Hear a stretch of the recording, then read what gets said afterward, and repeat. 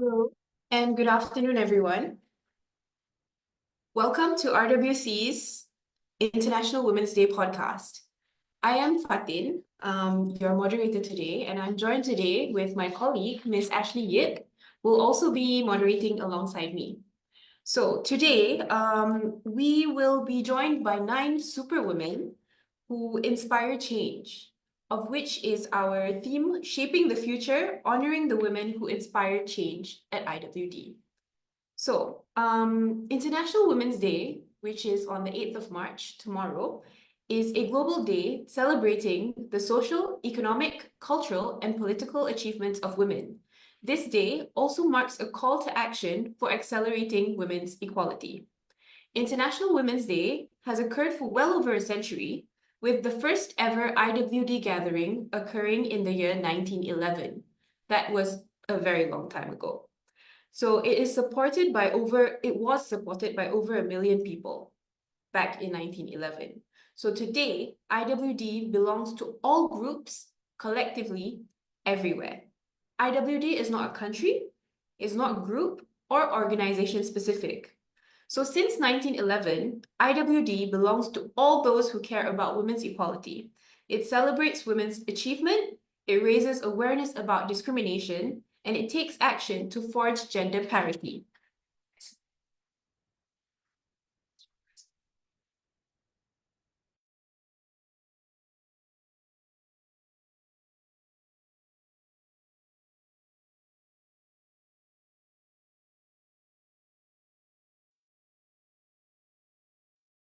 So all IWD activity is valid, and that is what makes IWD so inclusive. The aims of IWD is to celebrate women's achievements, raise awareness, mobilize action, donate and fundraise, and also foster solidarity. The theme for IWD this year is Accelerate Action.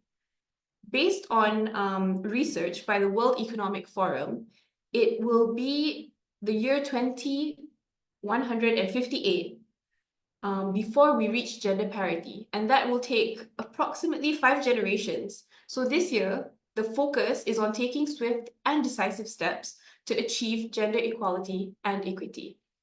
So, Ms. Ashley, anything you would like to add? I think today is a very important day to celebrate women all over the world because, women are the backbone of our community.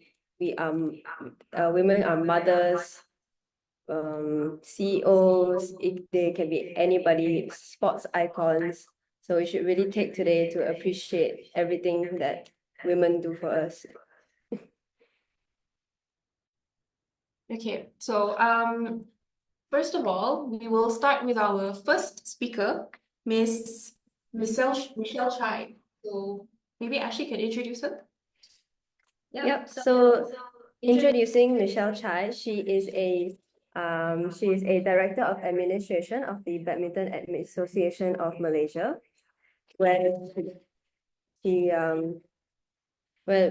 before she started her role at a BAM, she was a COO at the Olympic Council Malaysia, where she managed events like the Tokyo Olympics, Philippine SEA Games, and Vietnam SEA Games. So we would like to call on Michelle Chai to come and speak with us. Thank you, Ashley and Fatin, and the rest of the speakers as well as listeners. Hi, Michelle. Hi, happy to be here with you.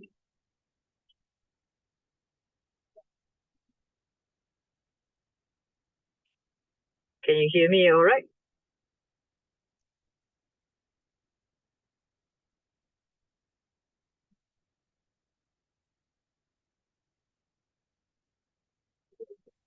Hello, Michelle.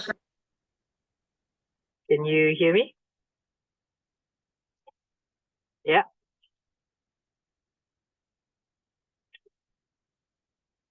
Yes, we can.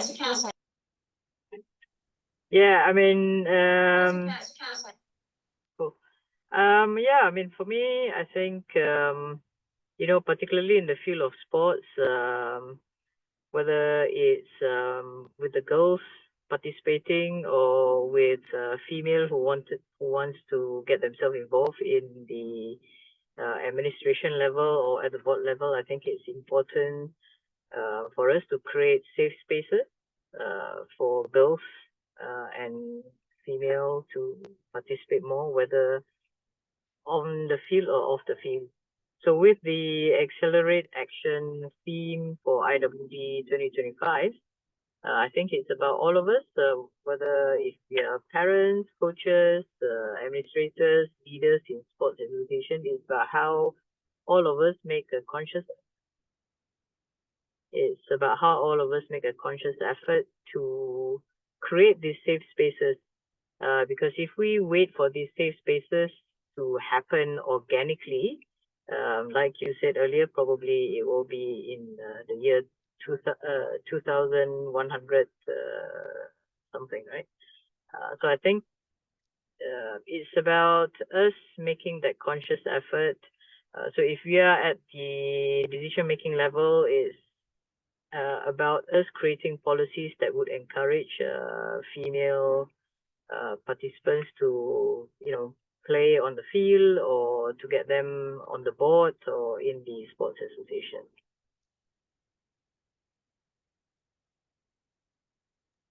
Yeah, so that's kind of, what I think about this Accelerate Action with regards to sports in Malaysia.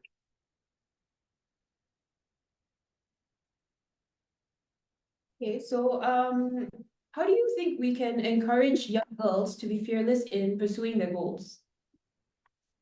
Like I said earlier, I think getting the girls to fearlessly pursue is also to show them that it's safe for them to do so.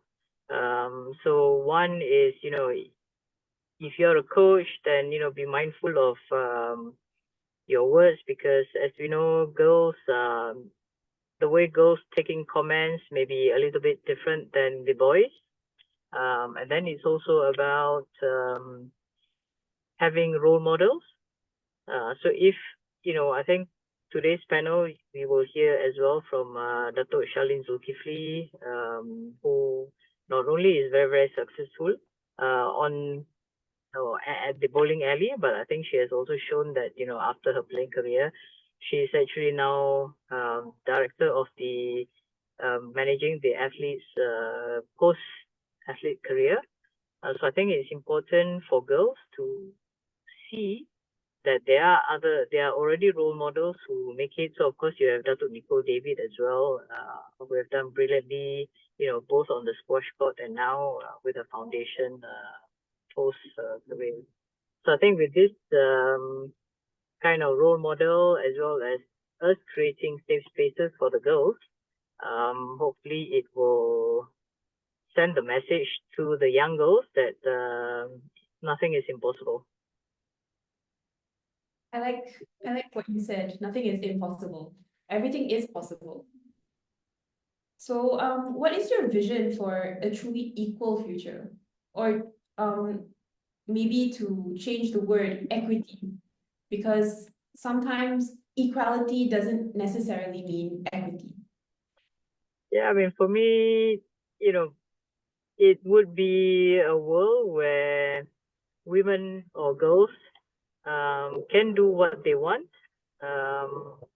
and decide what they want, not because someone else tells them to do so, or not because the environment forces them to do so, but it's a decision that they take, and whether it is to participate in sports, or whether it is to not participate in sports, or whether it is to go for a leadership position in a national sports association. I think ultimately, for me, gender equality means, or equity means, for the female or girls to be able to take a decision that they have full power to do so. Okay, I like that. I like that. So going back to the earlier question, where you did speak about inspiring sports icons. Do you have any female sports icon that inspires you? I mean, when I was growing up, I used to watch a lot of tennis. So one player particularly, which is Martina Navratilova. I don't know whether the younger generation would know that name, but she had a difficult life in the Czech. She then went to the US to make a life out of her own, and then became successful despite quite difficult circumstances. It's very, very inspiring. But what actually made you choose a career in sports? I think it was actually by chance that I, fell into my first role in sports. And I must say that it's not easy for a female to grow in the area of sports. And sorry, I am just being interrupted for a bit. Please.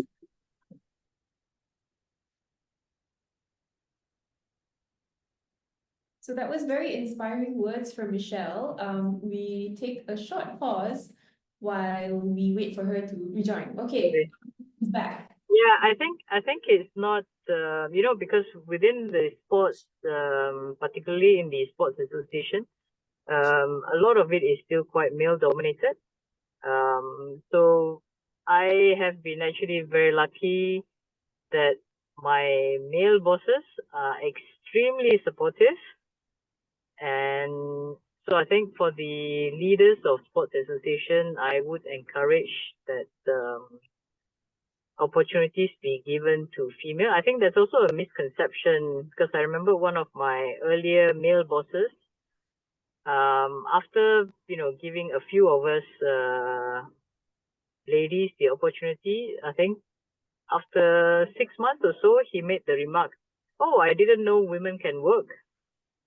So I think there's also sometimes the perception that, okay, this cultural perception that, okay, women, you'll have family, you'll have kids, so you may be a little bit distracted in that sense.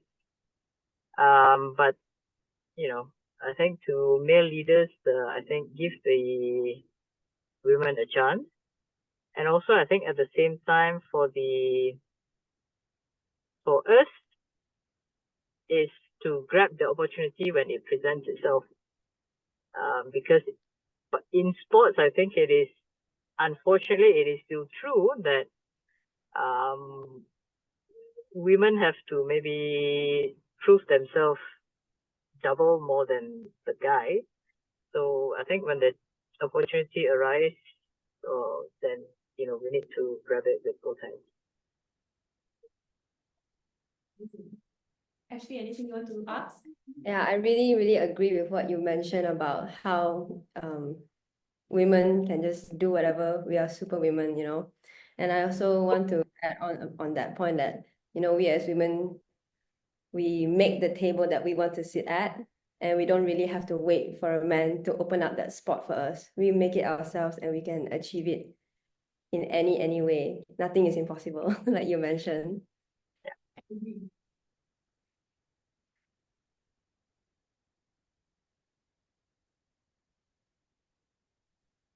Thank you so much, Michelle, for all this inspiring conversation. It's really, really insightful and super super inspiring, like super inspiring to me, especially being in like you said, a male dominated field like sports.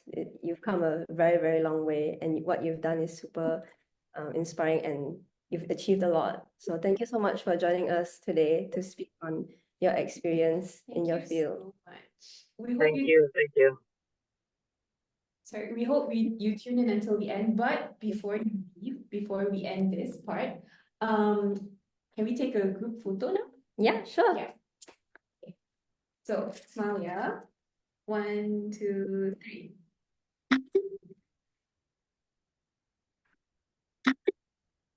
Thank you so much for the opportunity. Much. Thank you for spending time to join us. All right, thank you. Thank you. Bye. So currently, we do have our next speaker. Let me just check if she's dialed in or not.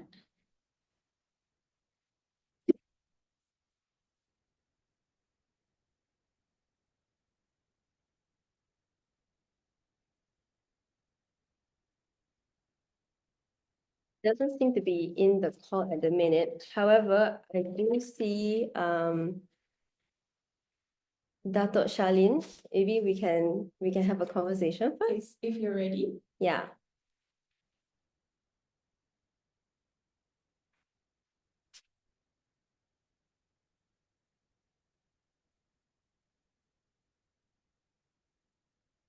Shalin. Hi, Hello. Hi. Thank you for joining us. So you're welcome. a brief introduction on Datuk Shalin.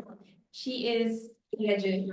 She's Malaysian professional 10-pin bowler. She's already retired now, but she was 5 times world champion, 4 times Asian Games champion, 3 times Asian champion, 20 times SEA Games champion, and a World Games champion. So she has represented Malaysia in 10-pin bowling for 28 years. She is a wife, she is a mother, she is an athlete, and she's also a motivator. So she is perfect for our theme today on inspiring change at IWD. Datuk Shalin, we hand over to you. Yes, thank you, Fatin, for the very big introduction. Thank you. So, talking about IWD, why do you think action needs to be accelerated rather than just discussed? Well, in my opinion, I mean, discussions are important, but discussions are like a start. It's a good start, but I think real progress comes from action, and what you do. And I think accelerating action means in helping making changes and in implementing policies, enforcing accountability, and actively challenging biases. So in your field, which is 10-pin bowling and sports, what specific actions can be taken to break barriers for women, especially in a very male-dominated world? Well, in my sport, fortunately, there's no really gender biasness as much. We have, but in terms of the amount of pay that we get, male and female athletes are the same. It's not based on your gender, but based on your achievements. So that's equal ground right there. The only few things that we have in regards to gender biasness is probably the amount of prize money we get compared to the male athletes in 10-pin bowling. Unfortunately, we don't have one of the reasons that's commonly used is because we have less participation in female categories compared to male categories. So that's why competitions are not able to generate profit much from the female categories. But for me, I don't think that's a solid reason that we can keep using over the years. I think there are ways that we can help to make instances like that better. Yeah. But besides that, it's quite equal. Yeah. Plus, alhamdulillah, our female athletes have actually won more and produced more results than our male. They're quite close, but our female athletes are slightly ahead. I understand. Yeah. But has that been the case since 28 years ago? Have you seen like maybe any changes at all in your 28 years?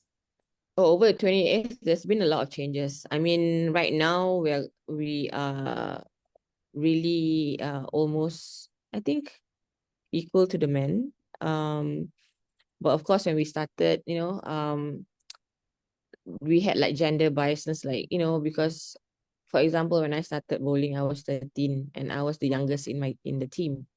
We had some older senior bowlers that were still competing for Malaysia then, and the gender biases at that time was like, okay, you have to be a certain age to be able to compete for Malaysia. It was initially hard for me. I had to prove myself because I was the youngest, that I deserved the spot in the team. And as the years progress, we got a lot better to where we are right now. So in terms of tamping bowling, I think we've progressed quite a lot compared to when I started bowling and when my seniors were in the team. For example, right now, even in our athletes contract, we don't have the termination clause for being pregnant. We remove that. We have like paternity leave. If you're a national athlete, you have paternity leave, if you're a dad, and so on. So there are improvements being made. But of course, when it comes to policy, it takes slightly longer than what we hope for, because there's a lot of things that we need to actually study and make sure that it benefits in the long term, not just short term, because there's some implications, whether financially, morally, or social implications towards every decision that's made policy wise. So it all boils down to policies and the policy makers who Yes. actually change. Yep. Okay, so for the future, what is your vision for a truly equal future in sports? I think for me, I think Malaysia is actually in the right direction. Because I have a lot of friends in other countries, overseas, and unfortunately for some of them, female athletes are not considered, or are not taken seriously. But here in Malaysia, Alhamdulillah, we are. So we are, in terms of certain policies and the public perception, is really good here in Malaysia. I think among some of the other things that we would need to improve on, like getting the same recognition, sponsorship deals, and media coverage as our male athletes. We need also more female coaches. We don't have that many female coaches. We only have like probably less than 10 female coaches in the national setup. So we need more female coaches, because it's a lot easier for female athletes to sometimes share their challenges that they face through with female coaches, because sometimes not all male coaches will understand what females are going through. And I think we definitely need more female sports administrators, like Michelle said just now. We don't have enough right now to actually make an impact. There are some really good ones, like Datuk Marina, Datuk Zaitun, Michelle, Prof. Datuk Dr. Prof. Shamala. But those are the people that I actually looked up to and still looking up to when I decided to, okay, I'm going to go into sports administration, because we always need to remember that there's only like a few coaching spots for national coaches. Not all athletes can become coaches, although it's the easiest to venture into right after being an athlete. But in order for us to change the whole ecosystem and make it better, we need different people to go into different lines, like sports administration, coaching, and other things. Yeah. Okay. And also to echo a question that we asked Michelle earlier, is there any female sports icon that inspires you or inspired you?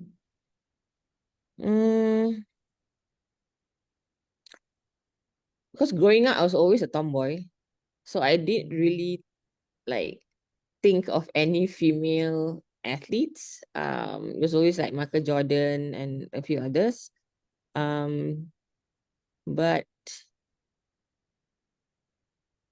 not necessarily sports people, but I do like to read about like Oprah Winfrey, those type of people who really go way above and beyond what is necessary to actually help people and make a difference. Because one thing we know sometimes, when you're an athlete or when you're in sports administration, sometimes there's a lot of more sacrifices that needs to be done than actually getting the rewards. So for me, even now, helping athletes in the National Sports Council through MACE, it's those small triumphs that should actually spur you day to day, instead of sometimes not getting the bigger picture. It's those, like, the athletes that you help to get into universities, if they did not get that spot, they probably would have, their future would have turn around into something else. So those small triumphs should actually help feed your inner soul, I would say, instead of sometimes, because you won't win every big battle. It's the small triumphs that will help you to stay longer and for you to say, okay, this is worth my time. Yeah. Understand.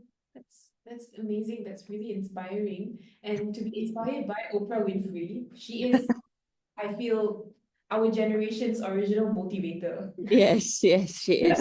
She is. Who isn't inspired by Oprah Winfrey? Yeah. True. Yeah.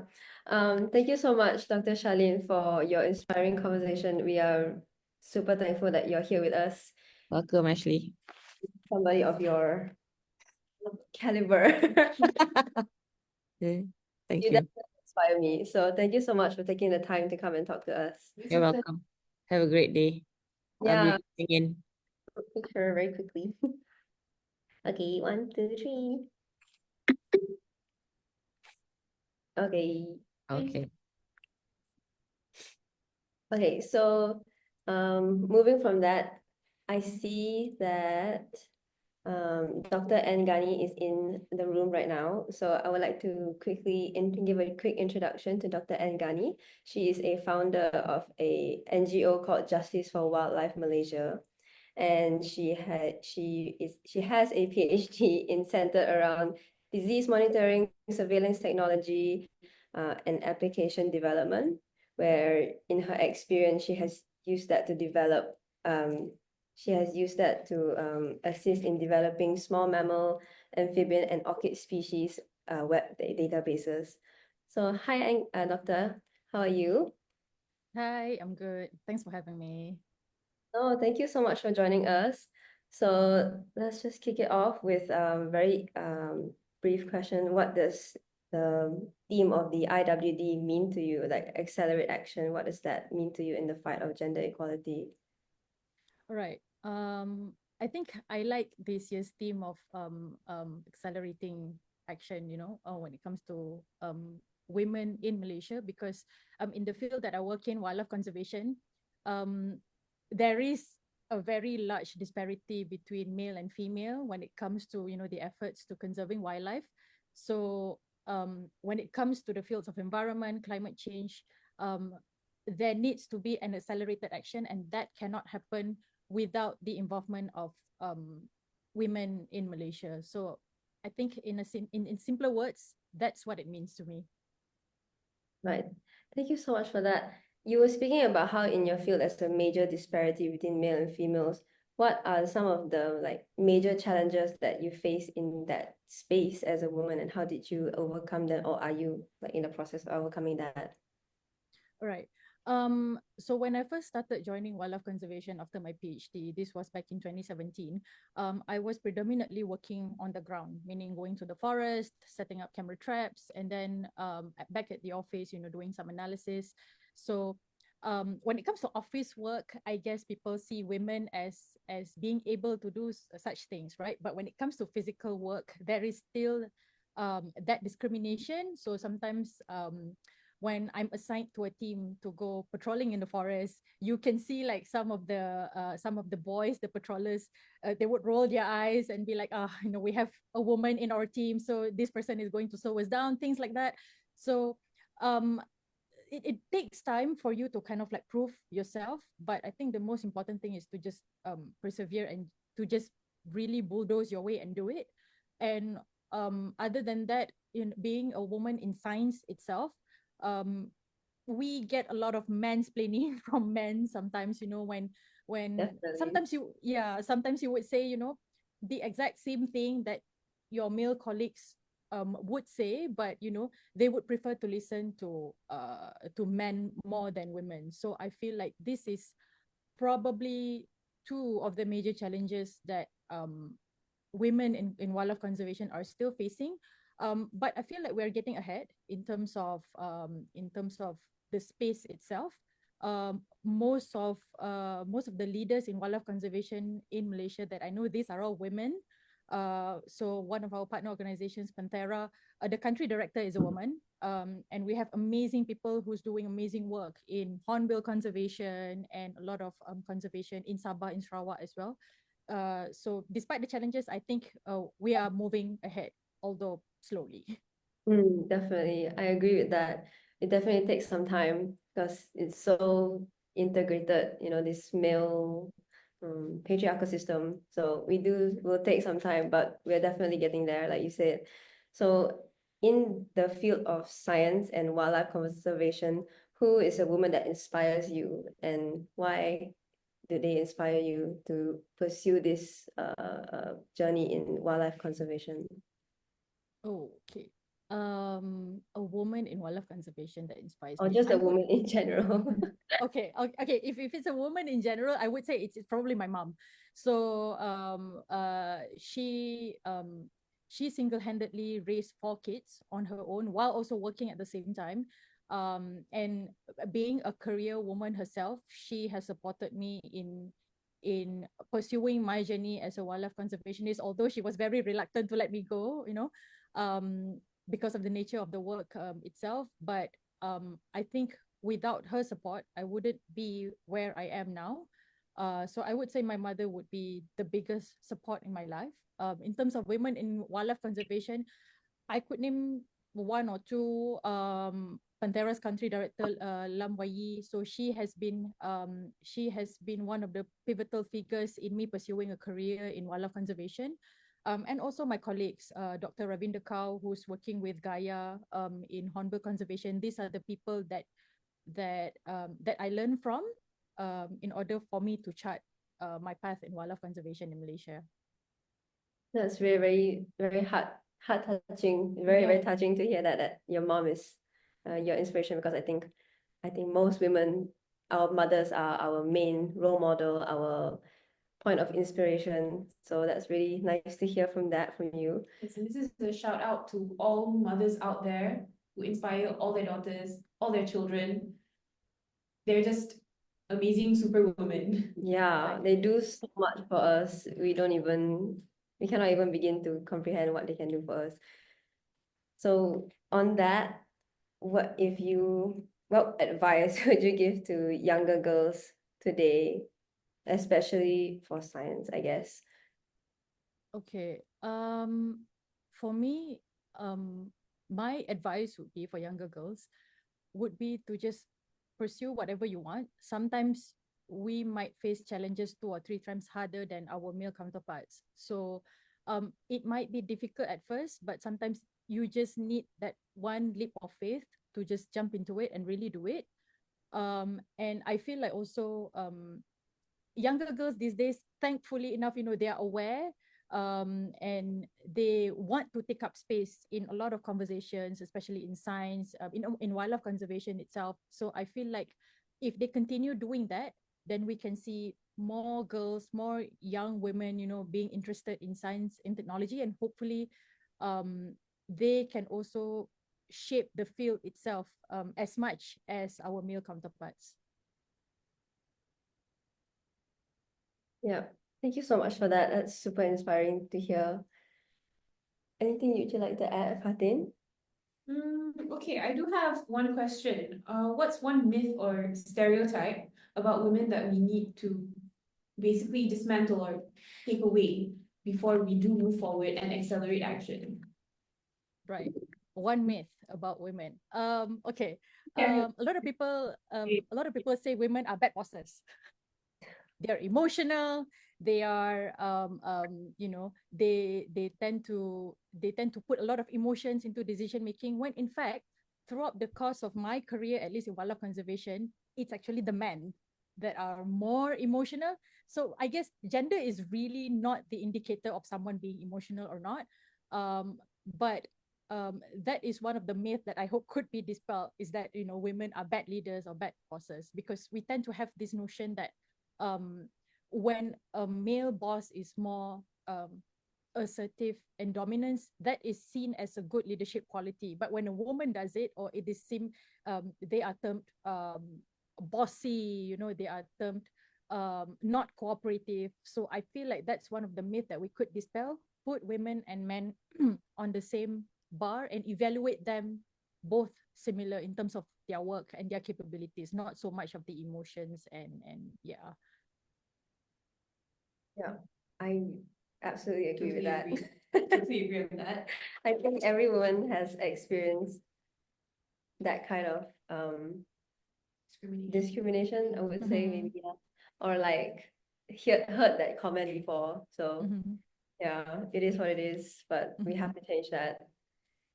Yeah, and circling back to what you said previously about a woman would be saying one thing, nobody would actually listen to you. But when a male says it, everyone's like, oh yeah, that's a really, really, really good idea. I feel like that's something that all women have experienced. Exactly. Personally, I've also experienced that. Yeah. It's a common thing happening to women. Oh, it's Yeah, kind of like an unfortunate rite of passage. Yep. But maybe to keep it on maybe to have a more lighter note, on a lighter note, do you have like a favorite animal? Because I'm a big animal lover. Do you have a favorite animal? Oh, easy. All cat species. Small Ah, cats, our normal domestic cats, big cats. Yeah, that's my favorite. So I'm biased that way because I started my career in tiger monitoring work. So yeah, I'm more oh, biased towards the cat species. understand. have you ever like touched pet a small little tiger cub? No, I wouldn't want to, I guess. Okay. Yeah. So as much as I've been doing work in tiger conservation, I've never seen a tiger. I've heard them. We smell them, but we've never really met one, and we don't intend to, just for our safety. Yeah, because recently we had a trip to Zoo Negara. Oh. We loved it. Yeah. Absolutely loved it. Especially the tiger enclosure, I was in awe. Yeah. I could sit there for like a whole day just watching the tigers. Yeah. Tigers are amazing species. Yeah. No, they're just big cats. They're just big cats. Exactly. Yeah. They're just big cats. Yeah, big cats that could probably murder you, but yeah. So it was amazing chatting with you. If you have anything else to add, now is the time. Yeah. But if not, we'll move to the photo session and maybe to the next speaker. Right. I don't have anything to say. Just, happy International Women's Day to everybody. Thank you. To you too. And thank you for joining us. It was a pleasure talking to you. So maybe photo Yeah, time? you can take a photo. Okay. Okay. 1, 2, 3. Okay. Thank you so much for joining us, so Dr. much. Ash. All right. Thanks for having me. No worries. So we will move on to our next speaker, Dato Ambiga. Dato Ambiga personally is one of my biggest inspirations in the legal field. And she's a lawyer, she's a human rights activist, and she's also a mother. So I would like to introduce Dato Ambiga to come and speak with us. A brief background on her: she was previously the president of the Bar Council from 2007 to 2009, and she's one out of 8 recipients of the US International Women of Courage Award in 2009, which is huge. So we'd love to welcome Dato Ambiga to come and speak.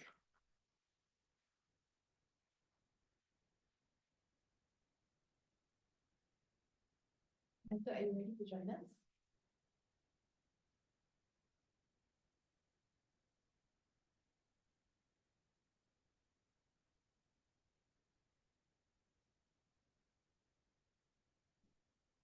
Okay, no worries. No worries, no worries. We can perhaps move on to another speaker first while we wait for Dato to get ready.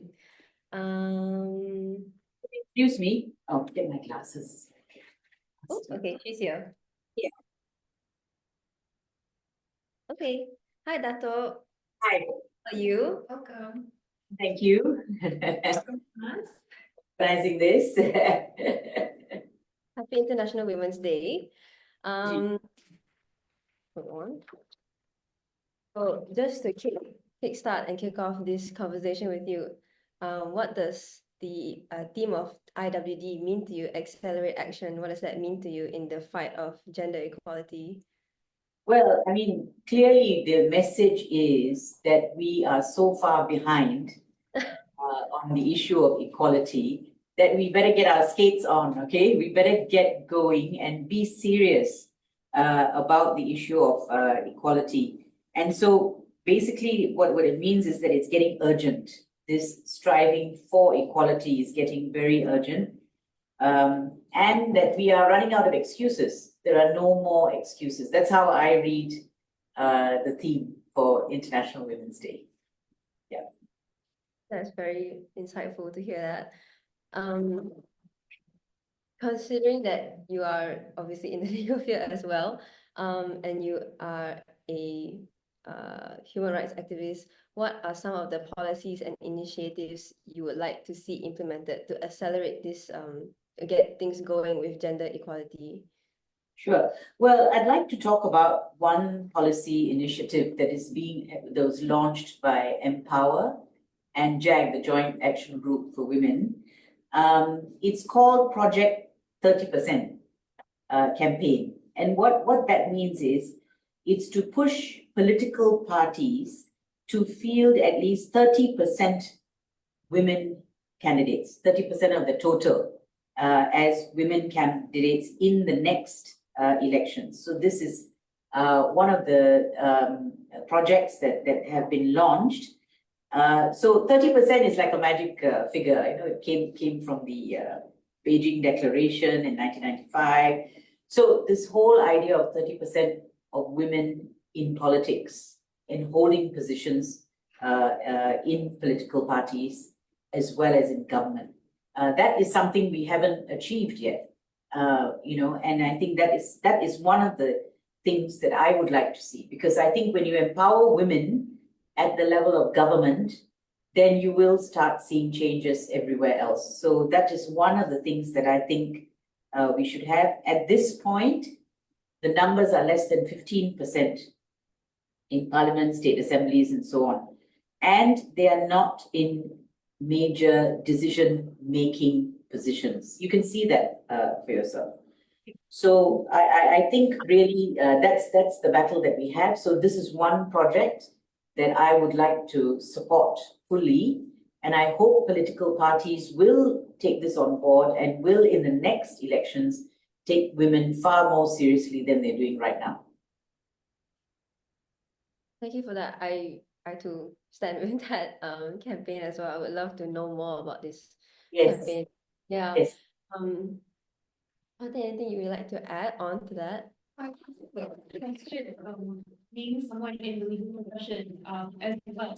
Is there any women lawyer or professional that inspires you, and why do they inspire you? Well, I mean, there are many. I'm not going to name names, but there are many excellent women lawyers, senior and junior to me, actually. So who I see as very, very promising. I mean, look, unfortunately at the bar, we've only had 3 women presidents. When I actually think there are many, many more who are, well qualified to be president of the Malaysian bar.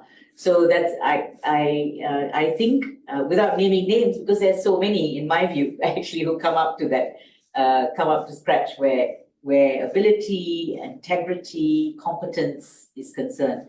But look at our judges. I mean, our Chief Justice I can name. The women judges have done so well in the judiciary, and actually hold many positions. So I think that where the judiciary is concerned in the last 4 or 5 years, many more women have come up and they're rising to the top. And I hope to see much more of that. I mean, in the old days, it took a long time before Justice Sreenevasan was made a chief judge. So now we see many more women judges doing extremely well. I mean, you can judge from one thing. It's very easy to judge a judge, okay, because they write judgments. So they're one of the few professions where the whole country can judge them, and I think they have done very well on courage, on principle, and also basically on their knowledge and legal knowledge and their excellence in writing judgments, good judgments. So yes, those are the two areas I'd like to point out.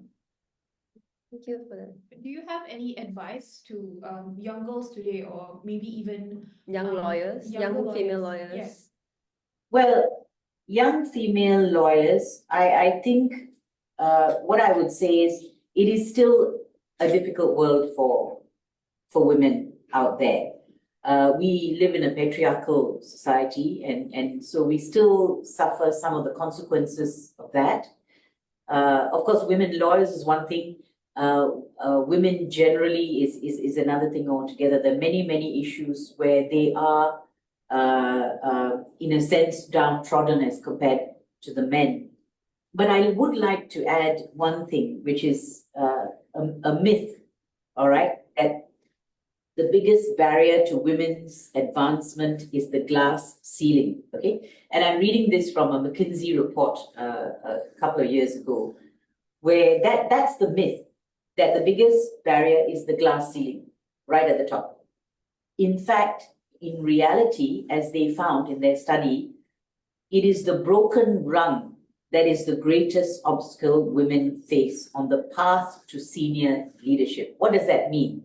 In other words, it starts lower down, okay? Not only at the top that women have a problem, we have a problem climbing up as well. So in a way, the fight starts from there, and so that is something that we must all be aware of, that the discrimination happens even at the lower levels. And I think what's important is that when women come to positions of power or seniority, that they must be aware of that, and they should help other women, capable women. I'm not saying help, people who don't deserve it. They should also be aware that these are the challenges that women face, and that we really should try and accommodate them and just judge them on their ability. That would be the best way to do that. But unfortunately, in a patriarchal society, those things are still difficult. Yes. Just one more question from me. If you could go back in time and meet yourself as a first-year lawyer, what would you say to yourself? Anything you would tell yourself? Well, I would tell myself that you're walking into one of the best professions in the world, a profession where you can help people, not just your clients. It's not just about money. Law is about a lot more. Because that's something I learned, going to Bar Council meetings, and the Bar Council itself has a statutory duty to stand up for what's right without fear or favor. So that is peculiar to the legal profession. There are not many other professions that would say that. So I would say to myself, you're not just walking into the legal profession, you're walking into a world where you can help the downtrodden. You can move for human rights. You can support human rights. and that you are standing for something much bigger than yourself as a lawyer. You're standing up for justice itself. So in that sense, that's what I would tell myself, I think. Very, very big advice. I'm not sure how you, as a first-year lawyer, would have taken that. You're right. You're right about that. Yes. If I were to hear that as a first-year lawyer, I would be like, really, Really? really? What is that? I know. I know. Right. So thank you for that, Dato. Maybe one more question we can ask is, what is one myth or another stereotype about women that we need to dismantle in this? Okay, I just mentioned that. The one that I mentioned is the glass ceiling. Yeah. And there is another myth about flexibility of hours, for example, because the myth is that only women want flexible hours because of family and so on and so forth. But in actual fact, even men, the survey found that even men like flexible working hours. So it is something I think that people should take into account. It's not just, oh, only women want it, they want it easy, as it were, but it's never easy. Flexible hours does help an employee if they ask for it. And the other thing I would say, I'd like to add is this. When you apply for a job, and one of the things that I used to hear in the old days, I mean, they dare not say it to me today, but in the old days is, oh, she's just got married, or she's pregnant and she's going to go off on leave, and therefore we won't employ her. Well, my issue would be this. You accommodate everyone, all right? Having children, pregnancy is a fact of life.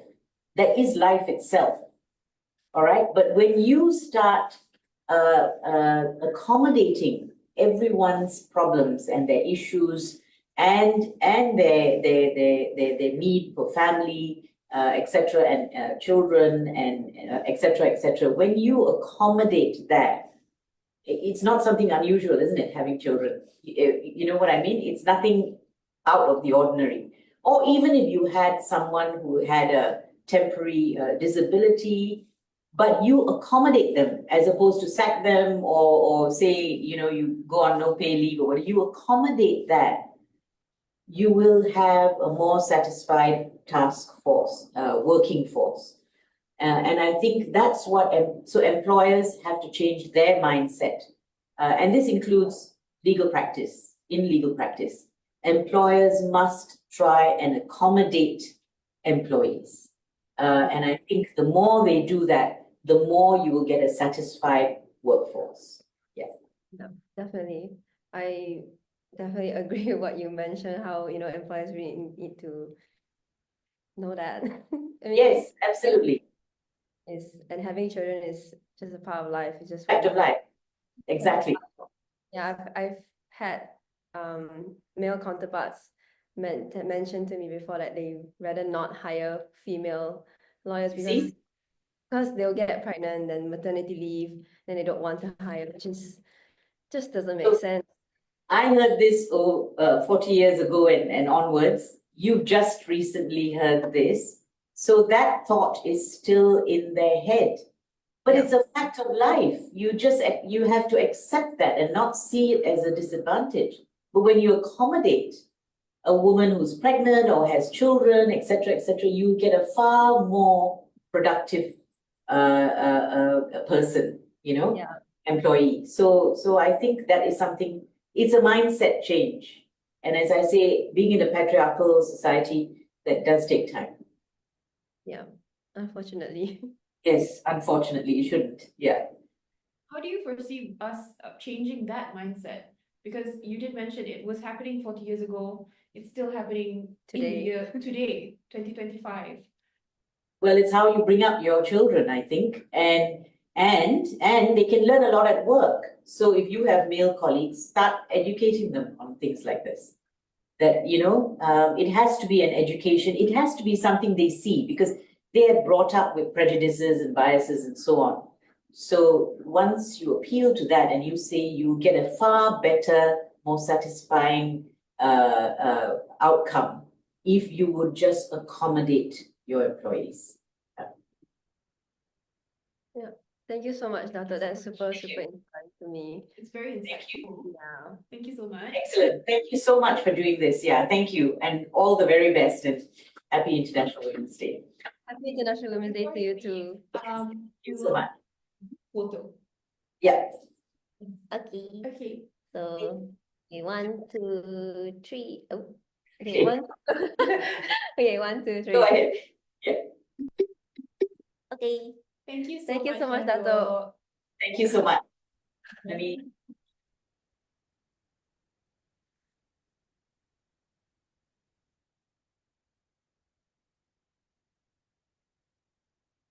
So now we will call upon our next speaker. We have Miss Ida Mariana. She is a singer. If you're ready, Ida.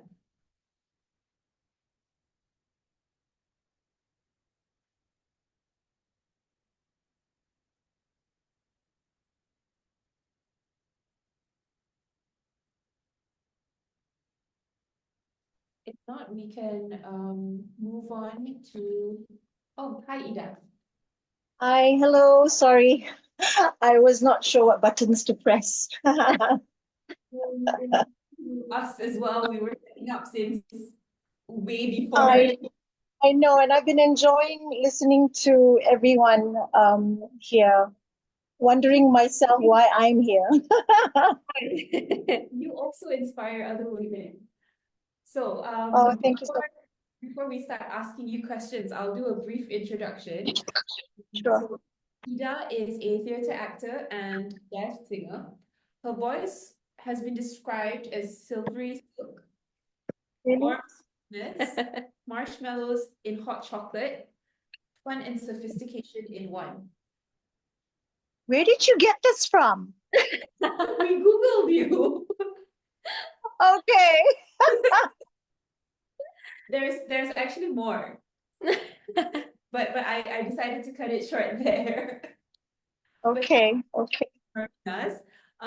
So let's just get right into the questions. Do you have any woman that inspires you and why? It could be a singer, it could be just any woman out there. Well, I will not say that I have. I was so tempted to say my mom. Yes, of course, my mom inspires me a lot. She's passed away. I have so many corporate leaders and political leaders that I wanted to talk about, but somehow lately, the ones who've been inspiring me, I'm also a rescuer. I rescue, help homeless, fur-legged babies out there. And it is not only one woman that inspires me, but it is the women who make up the bulk of the rescue community out here in Malaysia, giving everything they've got, even right up to almost 80% or maybe more than 50% of their income, working 2 jobs sometimes to help these fur babies. Why? Because the law does not help the ones that don't have voices. These dogs and the cats, especially dogs, and we might as well do away with the Animal Welfare Act, or we can bring it to life again. What you may not know about me is that, I don't know, can you see me? Is that was also a lawyer. I graduated from University Kebangsaan Malaysia. I chambered under Tuan Haji Sulaiman Abdullah in 𝐒𝐡𝐚𝐩𝐢𝐧𝐠, and I was for a short while in Lee Hishamuddin. So it really bugs me that there is nothing right now in our country that is doing that. So back to your question, who I look up to right now, it's all these women who are doing so much than 98% of Malaysia. Definitely, Yeah. I agree. On that note, do you have any four-legged friends? Sorry, Do you have any four-legged friends? do I have any friends? Yes, they're all sleeping on my bed with me right now. I have 4 cats and 1 dog. His name is Muhammad Jagaruddin. Rescued from Langkawi when the Persatuan Memanah Langkawi decided to use dogs on Gunung Raya as target practice, and I thought their mum got killed because one female died. We made police reports and nothing happened. Anyway, I found out that where these babies, the mom disappeared, right? So I rescued them and I found out that they were about to be poisoned. So next thing I knew, they were in they came to Kuala Lumpur with me. I had 4 of them in my car. I've rehomed 3, one of which is with me. And there's 1 more girl looking for a home. So yes, I have many 4-legged babies. Ashley and I, we both love animals. Sometimes during Say that the- again? Ashley and I, we both love animals. So Oh, sometimes wonderful. Ashley would show me photos of her cats, and I'll be like, "Oh, I wish I have a cat because I'm allergic." Oh no. Well, you can DM me on the side because I was allergic too, and there's something. DM me. Send me a message. I will.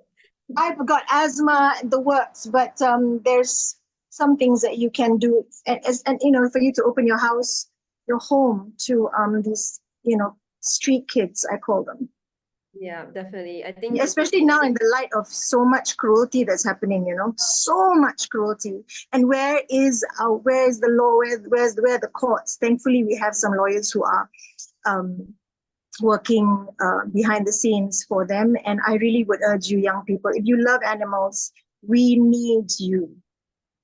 yeah, We need you. I personally You know. rescued over 15 cats in. Oh, So my house now has like 10 rescue cats. oh, well done. Well done. As much as I want to take in more cats, like I know. outside our office, we have a lot of stray cats, and I just want to take them home. But I think right now I'm at full capacity right now, so I can't. But you see, you know, I mean, it's International Women's Day, and I do think and I see that, you know, it is us women who have the compassion and the capacity to go the extra mile to make their lives more comfortable. You know, they are citizens of our country just the same. We cannot forget that. So well done. Yeah, might as well give them their own IC. Yes. Like Mudeng. Yes. Yeah, anyway, coming back. Yes, coming back. Maybe you can shed light as a singer what that experience is like as a woman being in that industry. In my industry, to be honest with you, what I wanted, what came to mind, sort of my struggles as a woman. Now I'm in my 50s. Is that I'm a late diagnosed ADHD person. I'm neurodivergent, Gen Xer, and the struggle has been great. The struggle is real. I hyper-focused when I was studying law. I absolutely loved it. When I was practicing for a while, I found that, you know, I needed more to satisfy my hunger to fill up the dopamine. And, you know, we are dopamine chasers. We don't have enough dopamine in our body. So that's why I went from law to corporate communications, to radio, to teaching, to acting, I've got a master's in theater studies, and pursuing now music has been my full time. The struggle is the invisibility of women who have been diagnosed very late in their life. That the struggle for these women are real, and that has been my struggle as well. It is also known as the invisible disability. So the lack of support for my community is deafening, actually.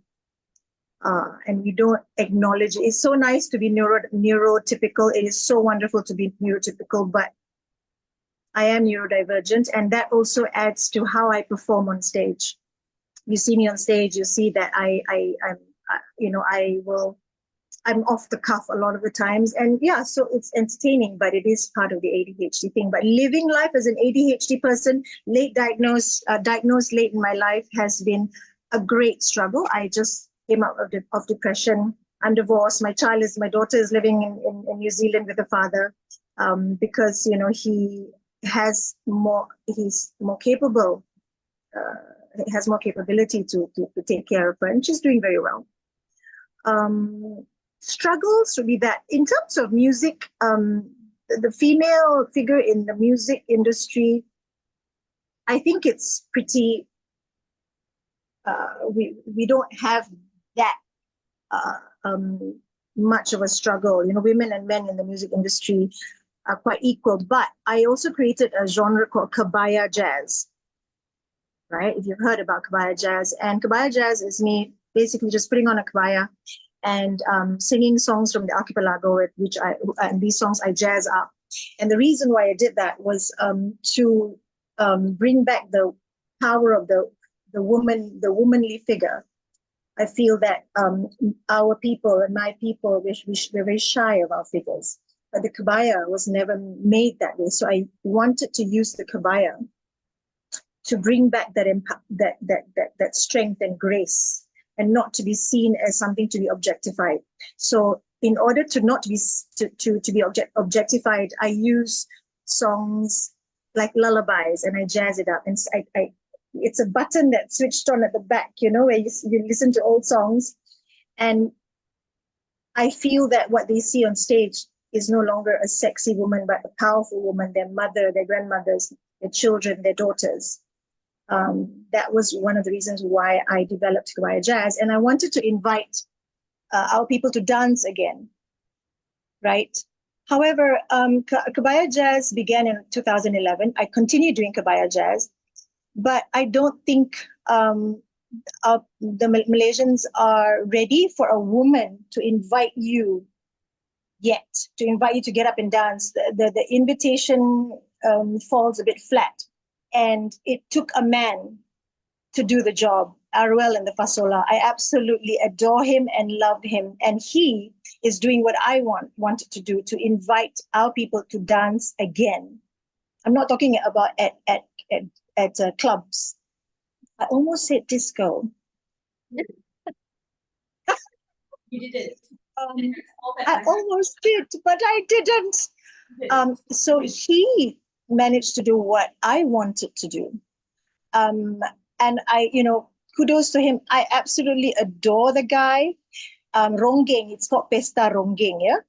But it still takes a man to make everyone, men and women, to feel comfortable to dance again. So I don't think the people were quite ready to have Kabaya Jazz be the thing that would, you know, make our society be less, be more like what we used to be before, you know.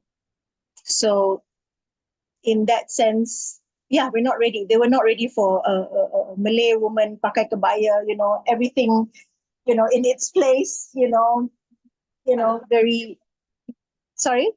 Like Saloma's figure. Yes. People are not ready, but I continue doing Kabaya Jazz. And I don't normally talk about why I do it and why I created it, but I still continue doing it. I'm just pushing the envelope just bit by bit, while Aruel does his bit to probably speed up the process as a guy, as a man. I don't know if I made any sense, but No, you did. You made a lot of sense. Yeah. So, what advice would you give to young girls today?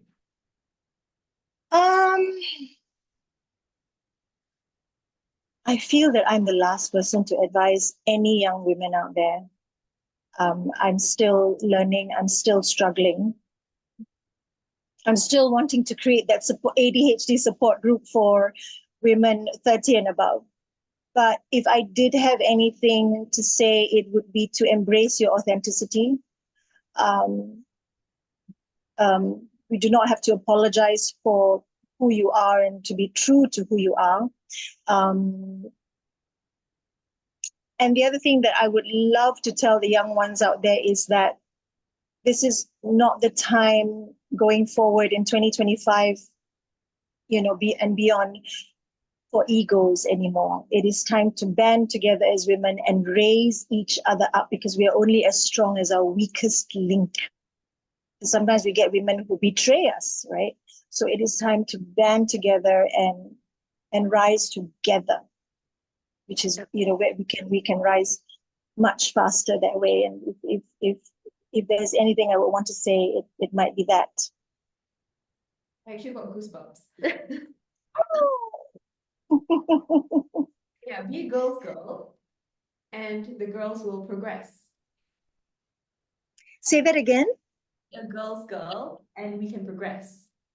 That's right. Be a girl's girl and progress and pull each other forward. It's not about me. It's not about my ego. It's not about who is more famous than the other. If you do well, good on you, power to you, and we work together.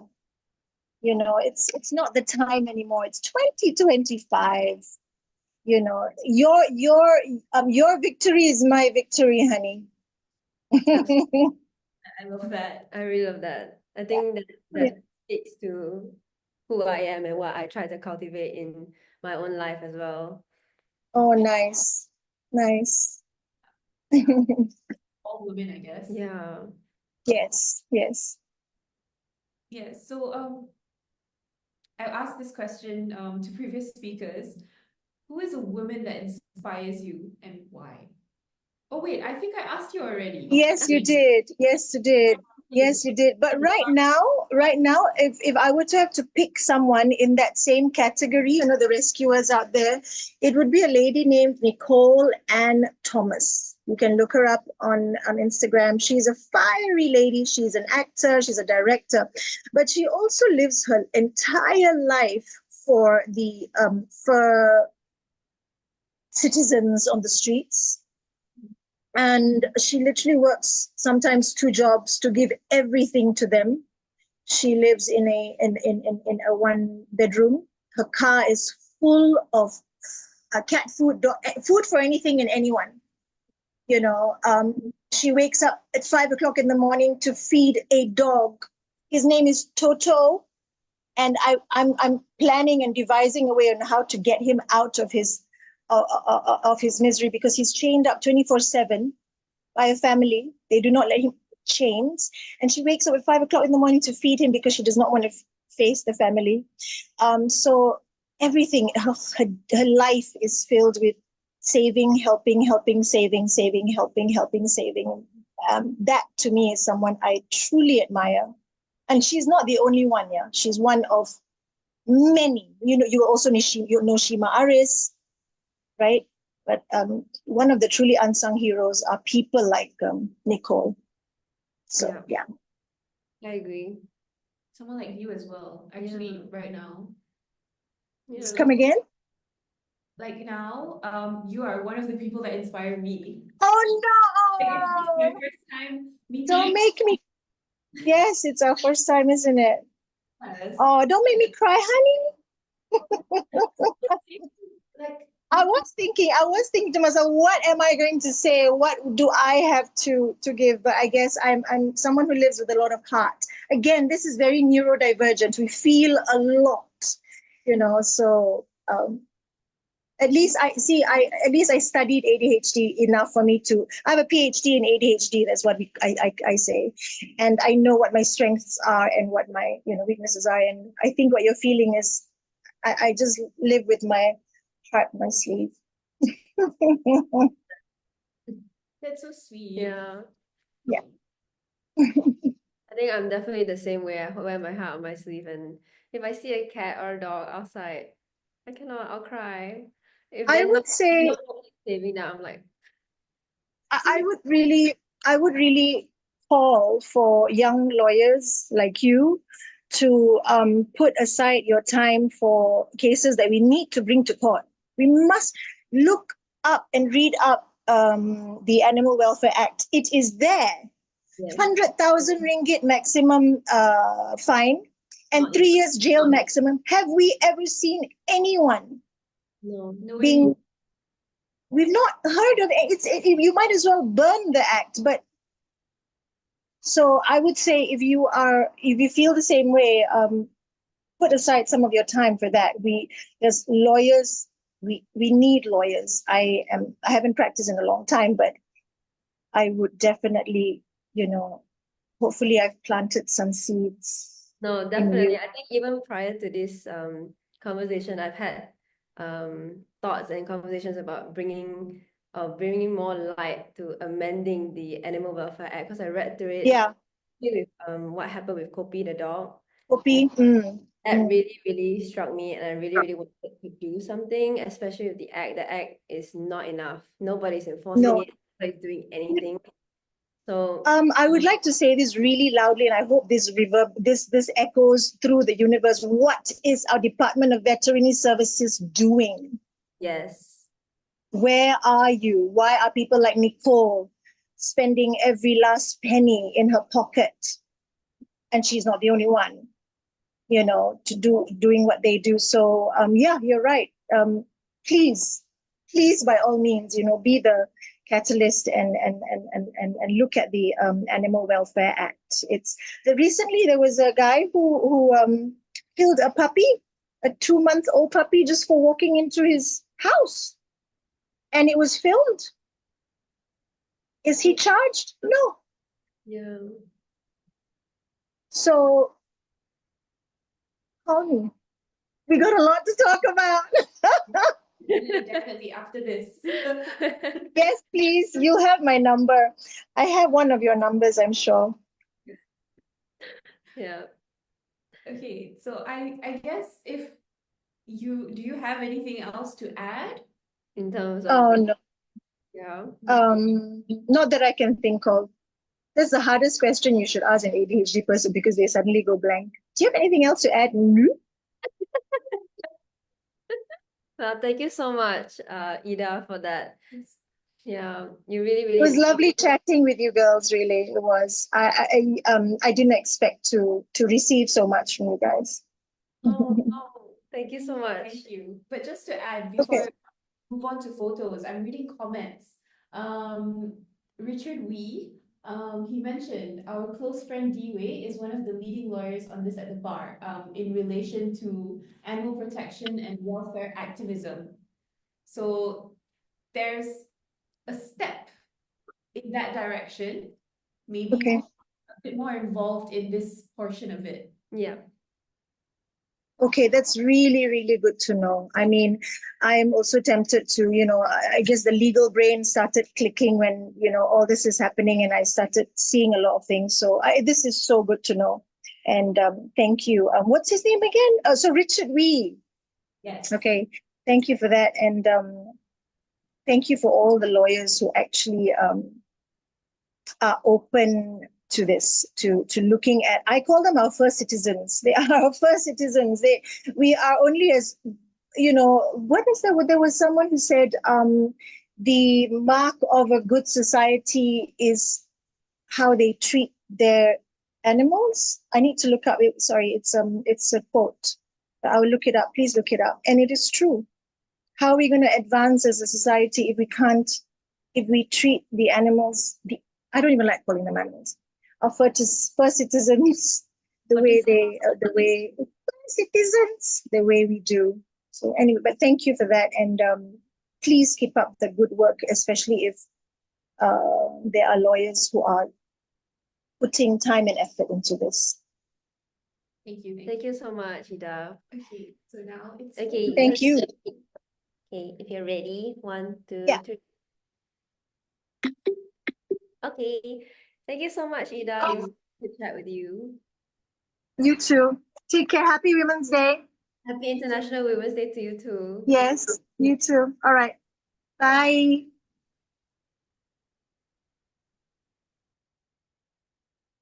Okay, so that was very insightful from Ida. Now we move on to our next guest, Ms. Sarah Kambali. If you're ready, Sarah.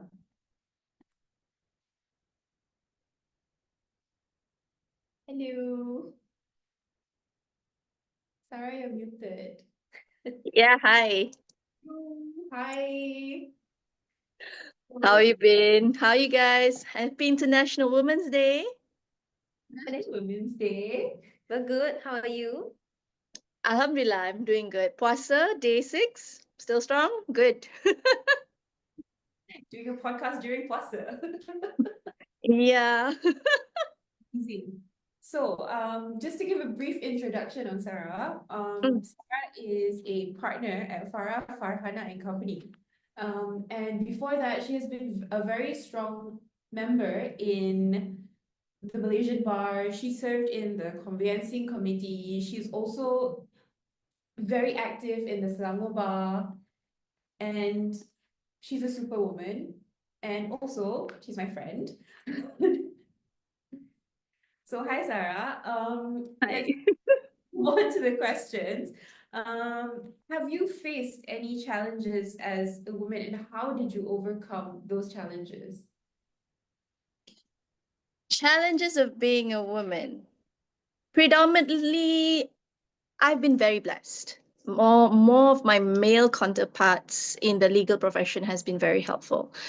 But on a personal level and a personal note, I know you didn't introduce this, but I'm going to. I have an autoimmune disease. It's called lupus.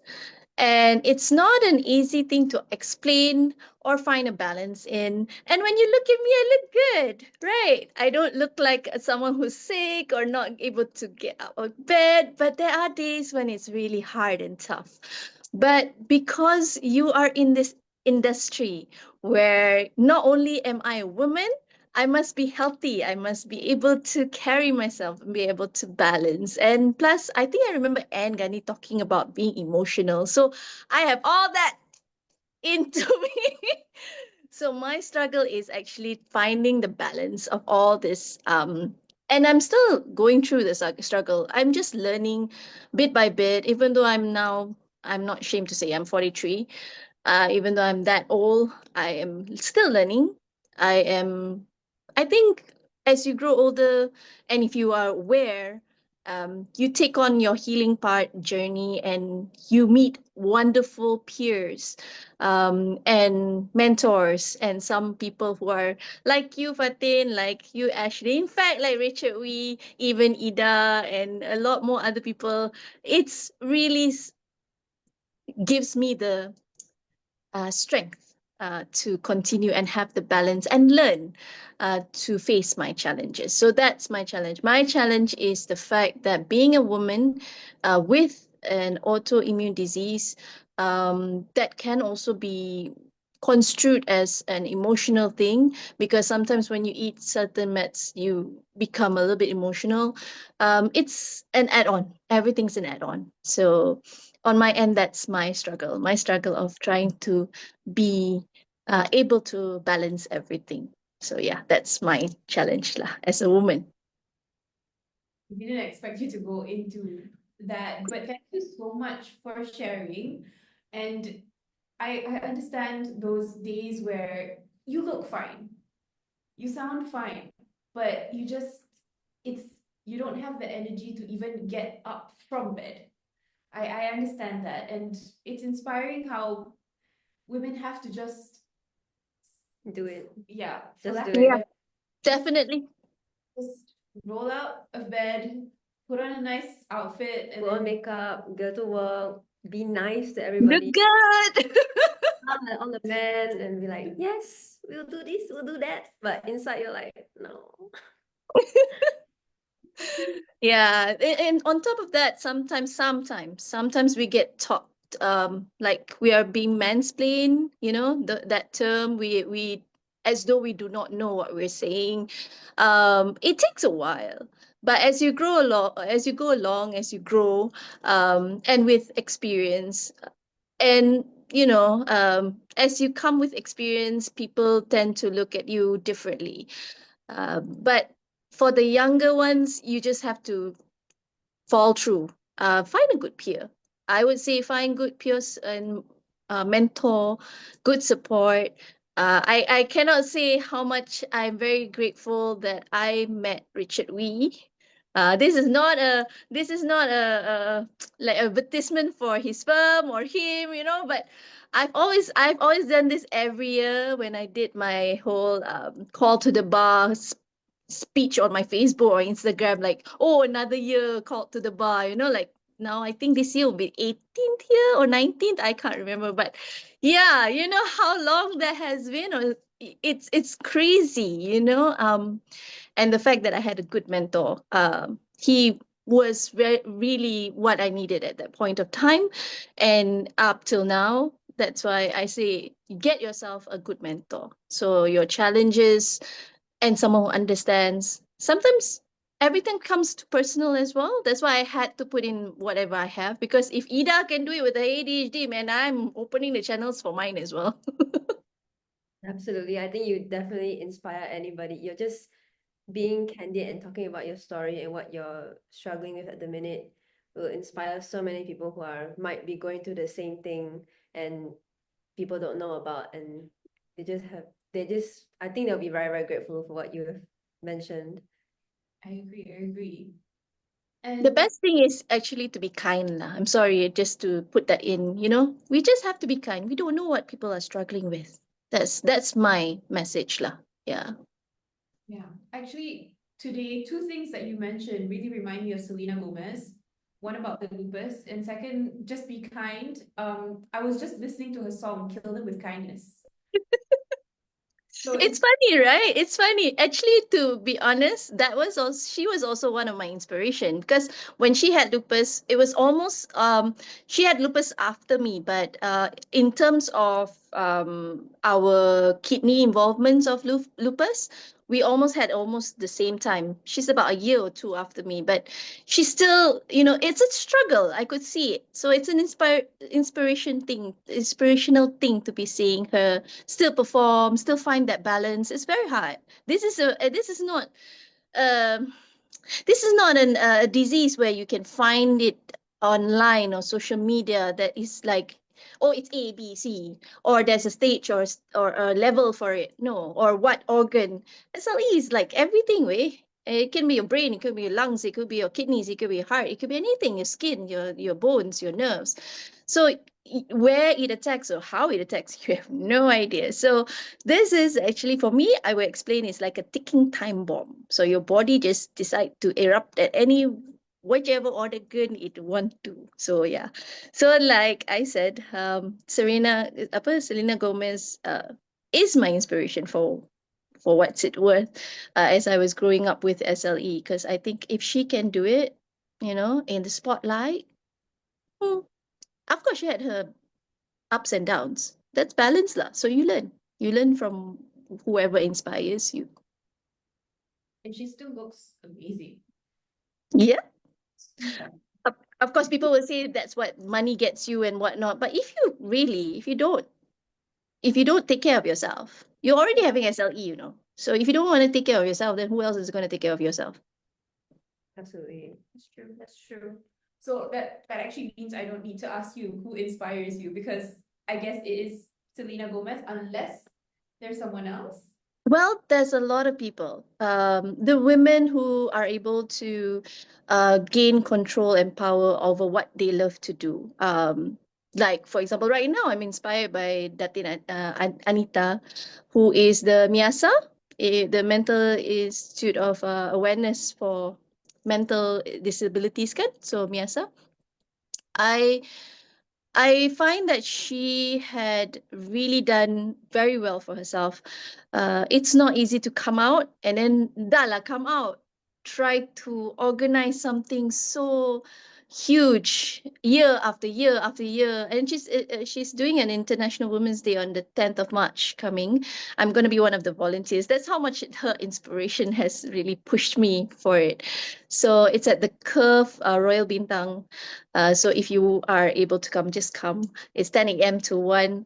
It's really good because she's really paving the way for all the stigmas of mental disabilities, you know, all those things that you have. Invisible. Ida said what? Invisible demons lah kiranya. So you just need to find a way to handle those things. And Dato Dr. Anita really helps on that. So she's one of my inspiration.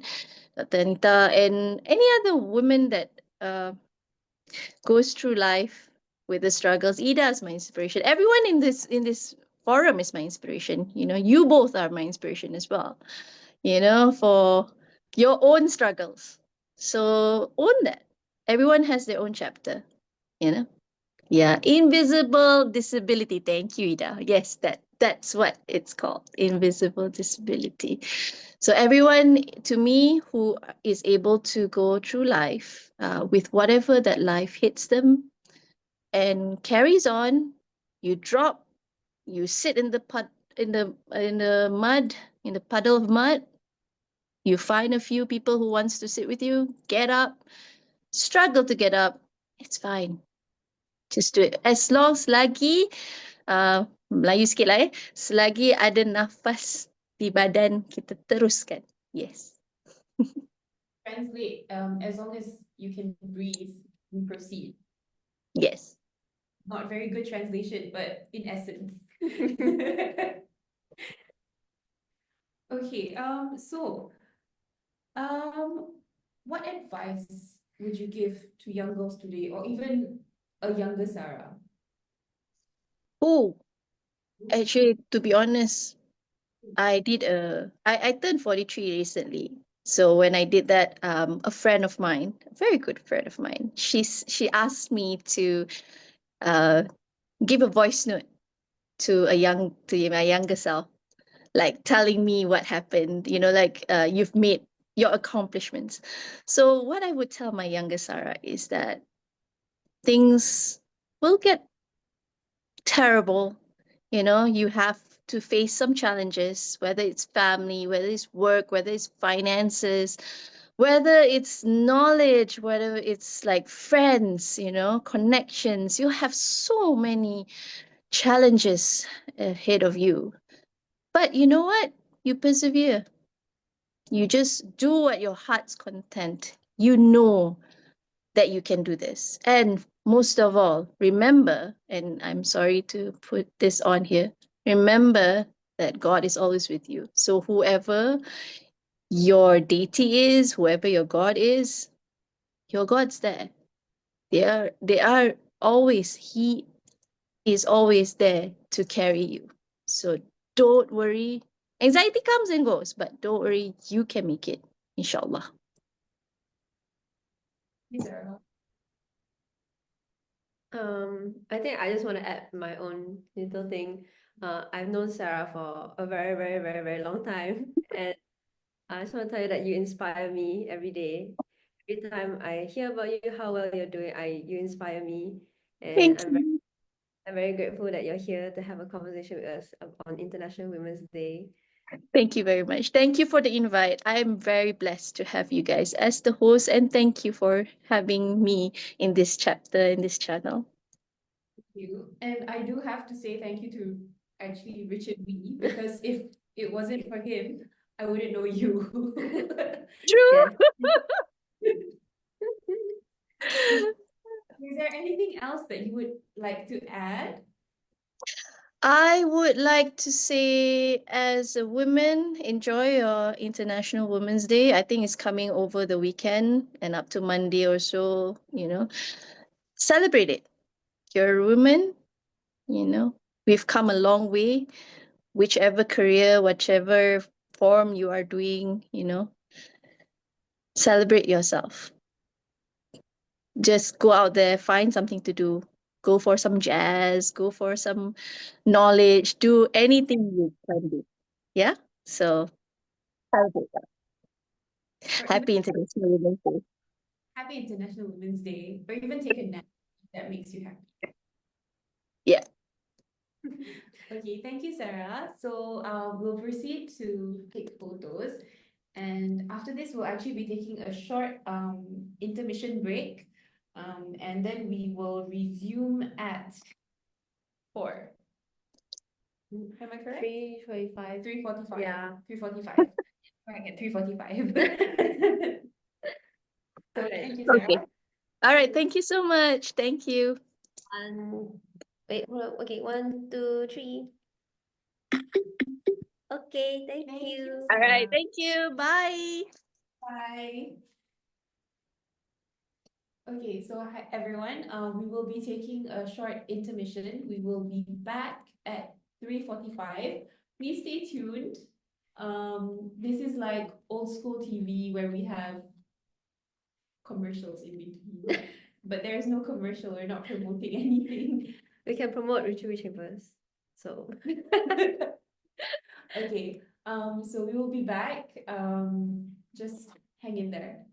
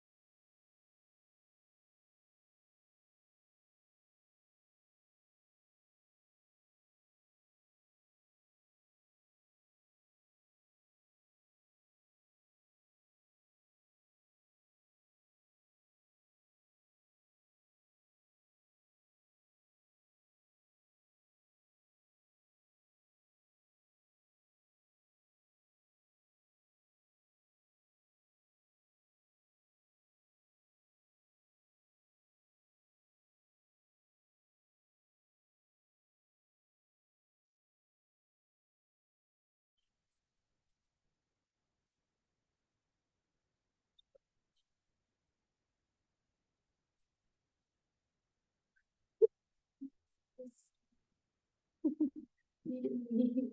just look at you. Okay. Hi everyone, we are back and right now we are joined by a former federal court judge, Datuk Mary Lim. It's an honor to have you here and to have you to be in the same room as you even. So just a brief introduction on Datuk Mary Lim, although I feel no introduction is needed. She is currently the director of AIAC, beginning August 2024, if I'm correct. Yes, that's Yes, right. yes. So she began her legal career a while ago, where she Long while ago.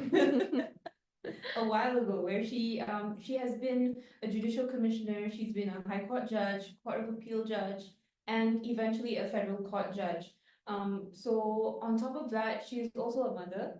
She's also A grandmother. a grandmother. Congratulations. Grandmother of two beautiful granddaughters. I love that. So Datuk Mary, it's lovely to have you here. Let's move on to the questions if you're ready. Sure. Okay. So, the first question is, what does accelerate action mean to you in the fight for gender equality? Oh, thanks very much, Fatin, and thanks very much, Ashley. It's really nice to be in the same room. Sorry, people out there, you should have thought of coming into this space. This is wonderful. You can't get to this day, and well, it's wonderful to be with these ladies. And thank you very much for inviting me, despite my dotted years. What does accelerate action mean to me?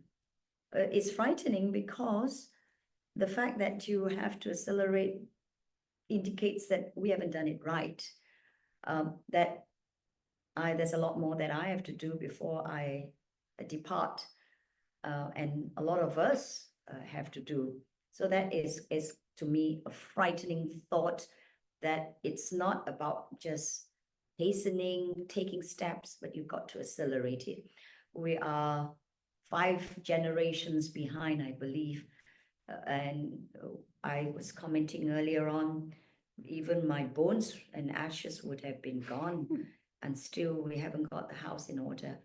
It's frightening because then I wouldn't have lived out my life properly as a mother, let alone being a decent grandmother. So I do want to do it for selfish reasons, for my 2 beautiful granddaughters. It's very inspiring. So in your many years of being in the bar, especially being on the bench, I'm sorry, what policies or initiatives would you like to see implemented to accelerate this?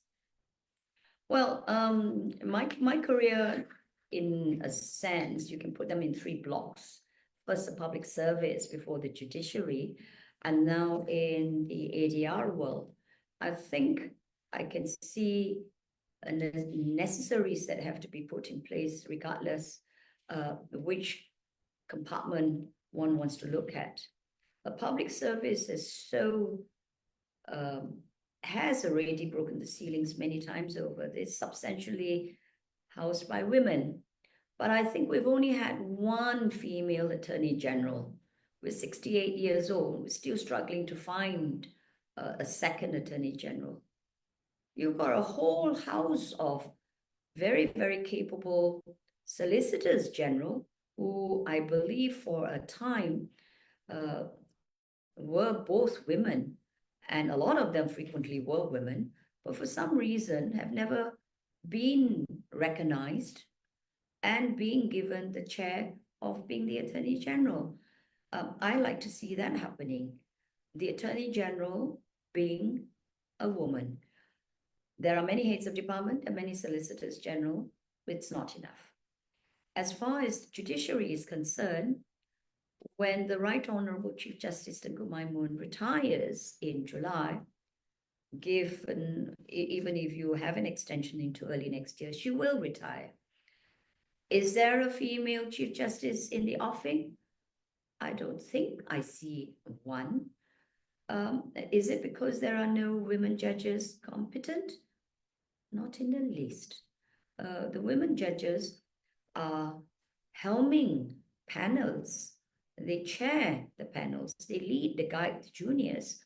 So I see absolutely no reason why we can't have parity there. We give decisions dealing with parity and we don't seem to get our house in order. Then I moved to the third compartment, the ADR community. Thankfully, the ADR community, there is a huge evidence, there's huge evidence of diversity in more ways than one. I'm very, very proud of the fact that there are so many women interested in ADR practice. There are a larger or more substantial number of women arbitrators and adjudicators out there. And more important, they are of diversified race and technical backgrounds. And even more interesting for me is that they're coming so young. You know, it's not a sunset industry anymore. ADR is not a sunset industry. It's something people voluntarily, consciously embrace that this is my career. This is what I want to do now. I don't want to wait till I've got nothing else to do and then look at arbitration. At the AIAC, I'm currently the director that's holding the chair until the president of the Court of Arbitration is appointed, and when that restructuring finally takes place. Together with me is Dato Molina. She is the Chief Executive Officer, retired Solicitor General. We've got two women looking after this institution. We should celebrate this. Elle and I, you know, it's a huge responsibility. Elle takes so much off my shoulders in looking after the daily work, the operational matters, and the expertise and experience that she's gained as Solicitor General has, in my view, come in good state to help her in making decisions.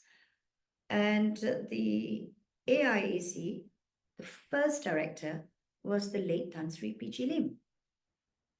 We've had Datuk Nur Rashikin looking after the center for a little while. So we are in places, but we need to keep those places. We need to own those places, and we need more to be ready to take over those places. Those are my views, Fatin. Thank you. What advice would you give to these up-and-coming talents for them to be ready to take over these roles? Well, I think, first of all, don't turn down any role. Any role that may be given to you, don't turn it down. And be ready to come up and say, hey, how can I help? Doesn't matter if it's small, doesn't matter if it's last minute. I mean, a few weeks ago, I have an intern. First day of interning at the AIAC, she walks into my room. I told her, look, I'm going to be speaking at this session. Would you like, could you do some work for me? And come back to me the next day. She didn't come back to me the next day. She came to me day 3. I was busy. She came in on day 4, the day of the event, came in half an hour before the event. I looked at the work, the research that she had done for me. It was fantastic. And she had even done slides for it. I looked at it and I said, I can't do it. Would you like to do it? And she said, yes. She's in her final year at law school. She said, yes. She was a total bunch of nerves in the event, but everyone was present there, you know, gave her support, encouragement. She was a total wreck at the end of it. I felt like I was a bully. But after that, she said she was just terrified that she had let me down. I said, no, you shouldn't think that. You can turn around now at your friends, go back to law school and tell them, I did it. It doesn't matter if you made a mess out of it, but you spoke in front of, you know, who? Fiona, Bodhipala, you know, very, very senior practitioners. They were all there. And she survived. She did it beautifully. Never say no. Take the opportunity. And we seniors who are there, for goodness sake, give a helping hand. Reach out, help them, guide them, and, you know, move aside a little bit and let them sit alongside us. It may be very daunting to give them the total chair. Let them sit with you, sit on you, stand behind them, and hold their shoulders. I think that's what we should do. So be prepared to step out, and also remember this. You know, what is that Malay proverb about bodoh, sombong, diam sombong, or whatever it is? You know, you just, you know, arrogantly stupid. If you don't know, say you don't know. A million times. I mean, I think I know a lot of my colleagues got upset with me because I was forever asking questions because I didn't know a lot of things. And that's what you need to do. Ask for help. Never be too embarrassed to ask for help. And then at the end of the day, if you got somewhere, for goodness sake, stay humble. Yes, it's taken a lot of effort to get somewhere, but it's with a lot of people's help. Why should arrogance feature? I think we should always stay humble and remember that those roots, deeply planted, nevertheless, can be so easily taken off. You know, somebody could just poison you and the whole plant's gone. Or you can start branching out. I'm sure that's what we all should be thinking about. Helping each other, grasping, grabbing opportunities. Doesn't matter whether it's overseas or locally, Zoom, just take it. It's very inspiring. Yeah. I wish people had given me those opportunities when I was, when I needed it. I wish I did. And it's through my very many intercourses with different conferences, nationally, domestically, internationally, in different manner, sectors, for different reasons. I see so much generosity. Don't forget COVID, nah? COVID epitomized the humanity in that sense. It showed that we were all capable of being humble, helpful, and you know, I'm sure all of you sent food to your neighbors. Yes. And neighbors did the same. Yeah. So why do we have to stop doing that? And why do we have to stop doing it only in COVID conditions and only talking about food? It's about work as well. Yeah. I think it resonated what you mentioned about how you weren't given opportunities to do a lot of things, but I think for me at least what I really believe in is that I need to make the table that I want to sit in, and I don't have to wait for anybody to. I think I have the great privilege of having the opportunity to just do it. Being whether I'm a woman or anybody else, I have the opportunity to do that. So I'm very, very thankful for that.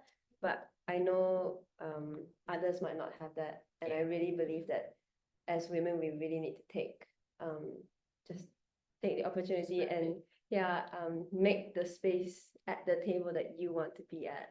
And walk away if you don't like it. Yes. Walk away. The most important part. Yes, absolutely. Important is that if it doesn't suit you anymore, walk away. Yeah. Yeah. We have the choice to do that. Don't be apologetic about it. But having the courage to walk away is also Very tough. yeah. I know the courage that's even greater. That's even greater courage. Yeah.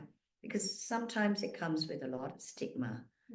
But I mean, I must acknowledge I think there are quite a few guys following us on this.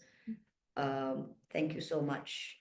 You know, I got to where I was. I never fail to acknowledge the fact that my career took curves and good curves because I had a male attorney general. As I said, we never had that female. But a male attorney general recognized that he had to do some more. He had to accelerate action. And he did. He did, and he did more than that, not just for gender, but he did for race. So coming from minority race, there must be something to be done for us. And he did.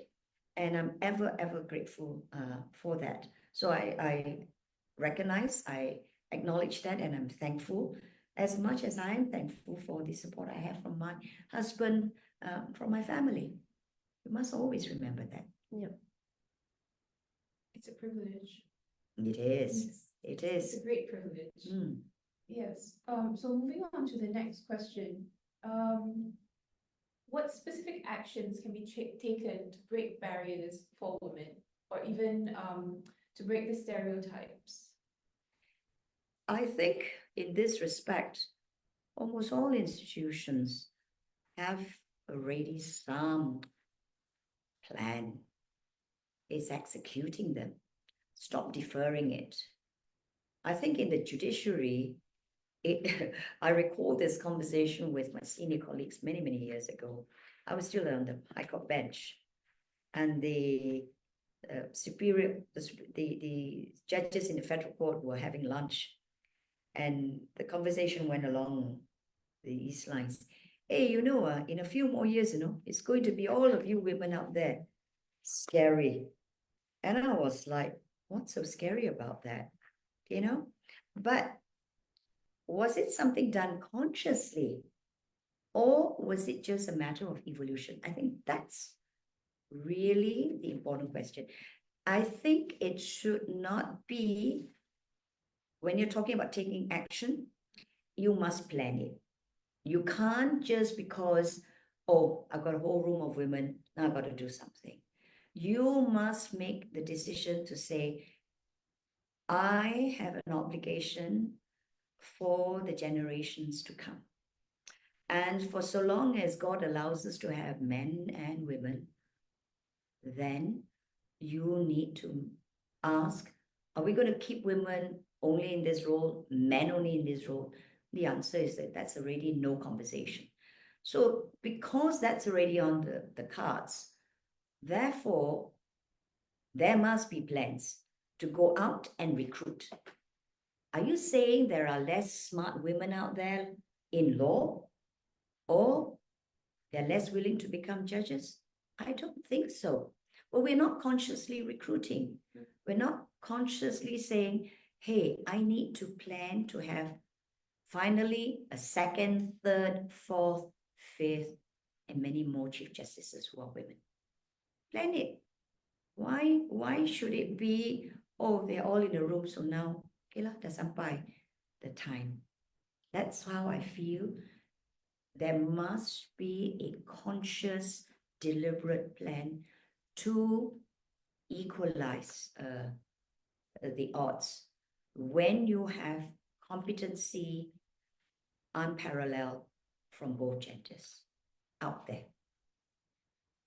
Very inspiring words from you, Dato. It's the truth. It's the truth. And I am just fortunate to have got there. But it looks as if I am a dying breed, because although CJ recently in Philippines talked about half the bench being women, half the bench are leaving in the next half a year. And you're not going to have that proclamation. You can't go out and say Malaysia now enjoys. We're going to probably have 10% women. That's awful. Something needs to be righted about that. And then after you've talked about gender, we need to deal with the racial diversity, which is something very important for our community. It's something which we must deal with as part of our acceleration for our future generations. It cannot be about women, but about where those women come from. We've got a lot of women who are from minority races, and we're not talking about just the immediate minority, me being Chinese. We've got so many from East Malaysia and from West Malaysia themselves. They've reached very good schooling heights, achieved a lot. We should have them more in the space. And they shouldn't be window dressings. Oh, Yes. definitely. Definitely. So, Tougher, Fatin, yes. inviting me to come here, speaking my mind. No, I completely agree about how places, I mean, generally speaking, places of employment or just higher ups to hire or hit a KPI of women employees just to hit something, just to, like you said, window dress. I feel like that is no action at all. It's a very, for no point. It's a cosmetic. Yeah, very cosmetic, Yeah. and there is no actual change or appreciation or like Acknowledgement of actual acknowledgement, yeah, of this talent, because they're thinking, oh, just hire only just to hit this KPI, but then inside we're all still run by men. Men still take make the decisions, whereas women we just are there to sit there and look pretty. Well, I'm going to just go off script a little bit Yeah. because a few weeks ago I was involved in a criminal advocacy course. Advocacy training is something which is very dear to my heart.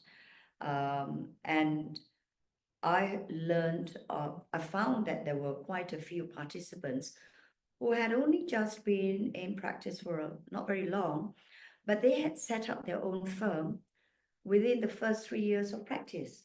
I was terrified because, God, I got to the end of my career at 28 over years before I went on the bench, and I still was too frightened to come out and open my own firm. But here were these ladies who had set up their own firm. But what was harrowing about it was that the reasons why they had to set up their own firm, it was because one of them said she was pregnant and she couldn't find a job with her, the firm saying to her, I've got no issues with you. Intelligence, competency, not an issue. And the firm actually said, I don't have an issue with you, but I have an issue with that baby that you're carrying. I think this absolutely resonates with what Dato Ambiga was mentioning earlier. It's got to stop. Yes. It's got to stop. It's unforgivable, and must be done about it. But the whole legal profession, the whole administration of justice will suffer. Thank God she's such a competent lady, and they're all competent ladies. But the guy was competent. But I guess he had to make judgment call. But we could have found some solutions together. And recently we lost a colleague. I mean, I never knew him, somebody, mental health. If we don't have this parity and we don't have people having equal opportunities, we could have serious mental health problems. And we lost somebody recently in the public service, a male officer. You know, he must have had serious problems. With greatest respect, I know nothing about it for me to talk about it. But when you have bias and you have difficulties trying to get to any level of decent achievement, there will be mental stress. And if you don't reach out for help, we will have another problem. So why we need to accelerate action, the problem is larger than what we lull ourselves into thinking. Oh, it's only an office problem. I just need to escape the law. I'm fine. Let me go and open up my cafe. That's fine. You know, it's not. It's a larger issue, societal, mental, physical health, more ways than one. And you two young ladies really do me proud to be involved in this conversation, to be to be interested and staying interested. Thanks. Thank you. You're in good hands. Very good hands. Thank you. It actually resonated what you mentioned earlier about offering to help. And honestly, I was terrified to do this. Absolutely terrified. But after hearing what you mentioned about your intern and just step up, just do it. I'm not making you nervous, am I? No. See, I'm not, and you're not making me nervous either. So it's all this perception. So we shouldn't be aggravating things. Yes. We should be accelerating and taking action. We need to own it, and I'm glad we are. Yes. Thank you so much. It was amazing having you. Maybe before, if you have anything else to add. Recently, I don't know what I said in somebody's chat in the LinkedIn, and I said something about, I'm standing on a lot of people's shoulders to get where I was, where I am today. I offer my shoulders to others. I think, when we say about helping, giving a helping hand, I mean it. If I can, I would. I think that's the least I can do. Thanks very much. Thank you so much. Thank you. And happy Women's Day. Thank you, men, for making us feel beautiful and good. Richards, I understand, has bought flowers for everybody. Oh, Thanks, yes. Richard. Thank you. So yes, before we move on to the next speaker, maybe we can take a quick photo. Yeah, We sure. can take a Why selfie not? that side and then Selfie. but we'll take one here. Are we also. taking with the participants? Anybody coming on board to take with us? Can if anybody wants. Anybody Take wants to camera. come on board? That'd be nice. Thanks. Hi, Syira. Hi, Syira's Syira. our next speaker. Okay. Hi, thank you for the speech just now, Dato Mary Lim. It's very inspiring. Thanks, Syira. So maybe we take a photo? Yeah, Yes, sure. please. Okay. 1, 2, 3. Hold on, let me change the view. Uh-oh. Okay, 1, 2, 3. Okay. And then Oh, come, Richard, come. Richard, Richard's come on. Get flowers. Hi, Syira. Yeah. Okay. Thanks. I'll be all Thank you set. so Yeah, much. yeah. you take Thank you. Thank you. Okay, 1, 2, 3. Okay. Thank you so much. Thank Thank you you so so much. much. That wasn't so bad. No, thank you so much, Dato. Thank you. Syira, all yours. Enjoy. Thank you. Okay. Is it off?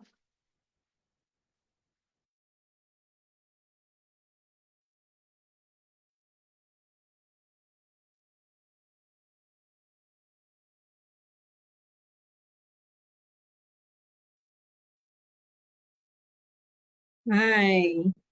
Hi, Syira. Hi, Hi. Syira. Hi, Fatin. Hi, Ashley. And hi, all the participants. Hi, Andrew. That's my friend from the SAFM. Hello. Hi, Syira. So we do a brief introduction on who you are. So Syira is the PR and editor at Persatuan Haiwan Terbiar Malaysia, and she's also a senior executive. So she juggles two roles. And so Persatuan Haiwan Terbiar Malaysia is SAFM in short. It's committed to advocate animal rights and welfare to end animal cruelty. And it's committed to increase community awareness, act on animal cruelty cases, and provide solution on humane stray management, as well as practices trap, neuter, release to control overpopulation. And on top of that, they also run daily street feeding community projects. Street feeding projects in local communities. Sorry. So Syira, thank you for joining us. Let's just move on to the questions. Okay. Okay, so the first question is, what is one concrete step that individuals can take today to contribute to gender equity? Gender equity. The way I understand of gender equity is to give attention to both male and female genders, or to an extent to all genders, right? It's about being fair, but not necessarily blanket everything into just being fair. We have to look at the equity of what each gender would need. So if you ask, like, as individuals, what steps can we take to contribute to gender equity? I would say, on top of my head, is to support gender equity policies. Let it be work or government or communities. Be aware of and be supportive of gender equity policies. For example, on top of my head again, is paternity leave. We have maternity leave, and correct me if I'm wrong, but Malaysian employment law has extended the duration of maternity leave, which is great. And we should also, as part of gender equity, pay attention on the father's role in childcare, especially the first few days after childbirth.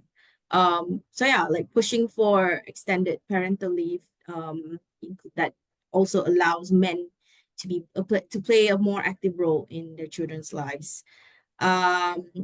Yeah, by supporting gender equity policies, we can expand the rights and responsibilities of both mainstream genders. We can make sure that both the father and mother have equal opportunities, right? Yeah, and paternity leave for me is really important because the male would have an opportunity to play a role, and it shares the the responsibility of childcare to the woman, and it will greatly help maternities, women in maternity as well. Does that answer your question? It does. Thank you, thank you. So just to go a bit off of the questions that we prepared, I want to ask you about your involvement in SAFM. Right. Okay, tell me more So about what do I do in SAFM? Okay. So as you mentioned, SAFM it's Persatuan Haiwan Terbiar Malaysia. So we champion animal welfare rights, but particularly strays. And sometimes we get cases of wild animals as well. But yeah, our activity focus a lot of on stray animals, stray cats and stray dogs, because we do see that there's a lot of issues with disturbances and overpopulation. And the method that most people know on how to handle these overpopulation is inhumane. And we come in as that alternative and say, do you know there are other ways to control stray population, like adoption, don't buy from pet stores, and trap, neuter, release. So where I come in, I work with public advocacy and PR. So I do a lot of talks like this. We do with corporates, we do with students, and it can be online and physical as well. And I write for our social media, I write for our website, and we sometimes send memorandum to the government. And well, the president will be the one who submit the memorandum, and I will be the one who support from the back. But yeah, like my main role with SAFM is public advocacy and spreading awareness, because I really see that there is a need for to tell people, to inform Malaysians that the best ways to handle strays, the best way for animal rights, that they have rights in the first place, the Akta Kebajikan Haiwan 2015, and what does that entail? And also to basically monitor the local councils on how they would treat their strays. Are they doing by the right SOP to catch them, and are they treating them well, and so on and so forth. So yeah. this resonates with what Ida was talking about earlier. So before I think Syira, you didn't join the call yet, but we had another speaker, Ida. She's very passionate on this ending animal cruelty and basically adopting animal welfare and all of that. I feel like maybe we could start something with you and Ida as well, together with Yeah. Yes, and Ida's commenting here. Ida, you can. Yeah. Ida, hi. Ida, if you want to jump on video and have a chat again, by all means. Oh, she's on board. Yes, we should do something. Whatever program that we can come up with. Yeah. Yes, so maybe we could, after this, we could have a You have my number. Go for it. chat. We will talk about it. So that Okay. would be amazing. Thank you. I think maybe just to touch on what you do, just to touch on, maybe take inspiration from an earlier question that we asked Ida as well. Is there any women in this industry, this like this Haiwan Terbiar Malaysia industry and wildlife industry, that inspire you to do all this? I always like to see field work by veterinarians, and a lot of them are women vets who would they don't even think twice to save a animal's life, any animals, dogs or cats, cows even, and they inspires me on how they organize the field hospital. Because okay, I give an example. On a few years back, if you remember, there's a big flood in Selangor. At the same year, we have in Kelantan and Johor.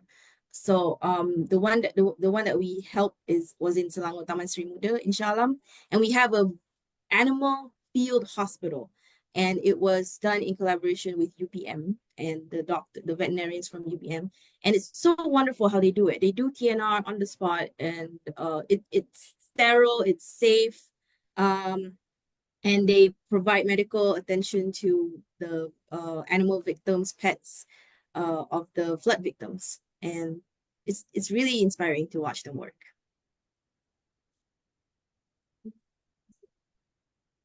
So, moving on to that, after having all these conversations, how do you personally commit to accelerating action in terms of International Women's Day in your daily life or even your work for that matter? Okay, the way I understand accelerate action is coming back to my first answer just now about gender equity. How can I make sure that I'm committing to making sure gender equity initiatives are moving, right? That's how I phrase the question. So I will answer that in three ways: how I commit, intentionality, collaboration, and continuous learning. Intentionality is being mindful of my action and my choices. Is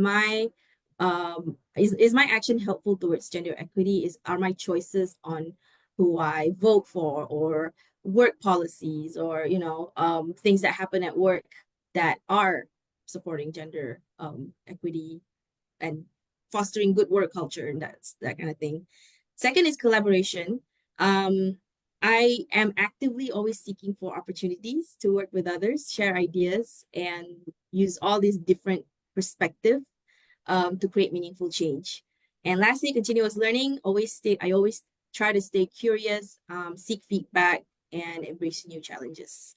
Not just for my professional self, but for my personal growth as well. So growth is very important. Yeah, definitely. Definitely. I think that's just a long-term process that everybody has to kind of go through, and it's difficult at times, but with the support that we get from having this community with girls, I would say that really, really helps. I don't know if any of you feel that way, but that's just how I feel. Yeah, I do.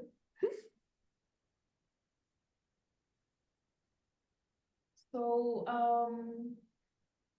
how do you, okay, moving on to our next question. How can we make sure that action reaches not just privileged women, but also in marginalized communities to make sure everyone?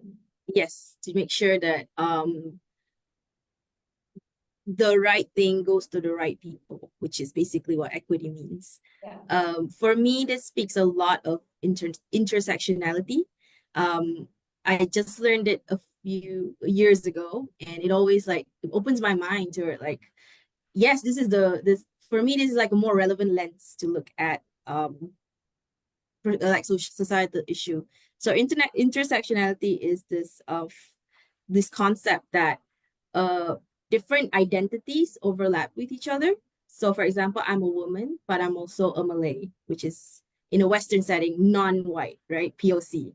So that's an intersection because a woman of another race has some similarities with me, but there are differences. And it's important to be aware of those differences because we want to make sure that, nobody gets left behind. So when this question comes up, first thing that comes to my mind is looking at it from an intersectional perspective. So what do I think we can make sure that the action reaches marginalized community? Well, we can first build strong intersectional coalitions, organization that is essential for reaching out to marginalized women. We think about Orang Asli, they have their Jakwa, they have their own NGOs. We can do something with the women's organizations together. And personally, I've been following Perempuan Orang Asli page on Instagram. They do some video production. It's really cool. Always love to see what they've come up with creatively. But yeah, other than that, we also need to foster collaboration, and we also need to break down silos and work together to address complex challenges. This can involve cross-cultural dialogues, sharing resources, and advocating for policies that benefit all women. Yeah, in the end, we want to create a more powerful and inclusive movement for all women, regardless of gender. Wait, race and background. Sorry, I'm like processing a lot of terms in my mind. Okay. Understand. And you were in other engagements before hopping into this. So thank you. Thank you so much for joining us. Do you have anything else to add? I would want to thank you for the opportunity. It's so nice to have this kind of initiative, and I hope it can be more, expanded to the public. But we'll see how it goes. And yes, looking forward for more collaboration. It doesn't stop during 8th of March just because it's International Women's Day. It's an endless journey for everyone. So thank you for having me. Well, thank you so much. Thank you for Yeah, joining thank you us. so much. What you said is really inspiring, and I think a lot of people can learn a lot from that. Yeah. So thank you so much for taking the time to talk to us. Thank you. My pleasure. And before you leave, Yeah, oh yeah, take picture. photos with everyone. Okay. Okay. 1, 2, 3. Yes. All right. So much, Syira. Thank I you. will get in touch with you later with Ida. Yes. Thank you. Thank you so much. Bye. So moving on to our last but not least speaker, Lian. She is a friend of mine, and she is not only a content creator, but she also is a protege at marketing for rare diseases at Pfizer. So she has a big following on social media, and she's trying to, what I loved about and what inspired me from Lian was that she really tries to cultivate this like girl community online, which is super, super inspiring, and more people need to do that. So welcome, Lian. Welcome. Thank you for having me. Thank you. No, thank you for joining us and taking the time to chat with us. I know that you had prior obligations as well. Yeah. Maybe we can just to kick off and start this conversation. What does Accelerate Action, the theme of IWD this year, means to you in the fight of gender equality? I think in terms of accelerate action, I think in recent years we can really see that women are stepping up, not even in like corporate environment, but just in creative side and everything. And I think it's really important that we are able to foster that environment for women to be able to have equal opportunities, be given chance to actually express their work, because I feel that women actually make great leaders. Like they're very empathetic and very understanding. So that is the main theme for Accelerate Action for me. Yeah, I completely agree with that. I think it resonates with a lot and aligns with what a lot of the other speakers have mentioned about how we need more women in power.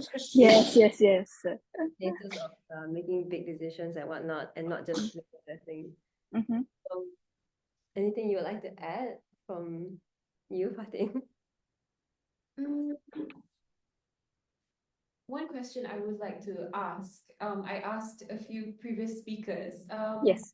You could go back in time and to a younger version of yourself. What would you tell them?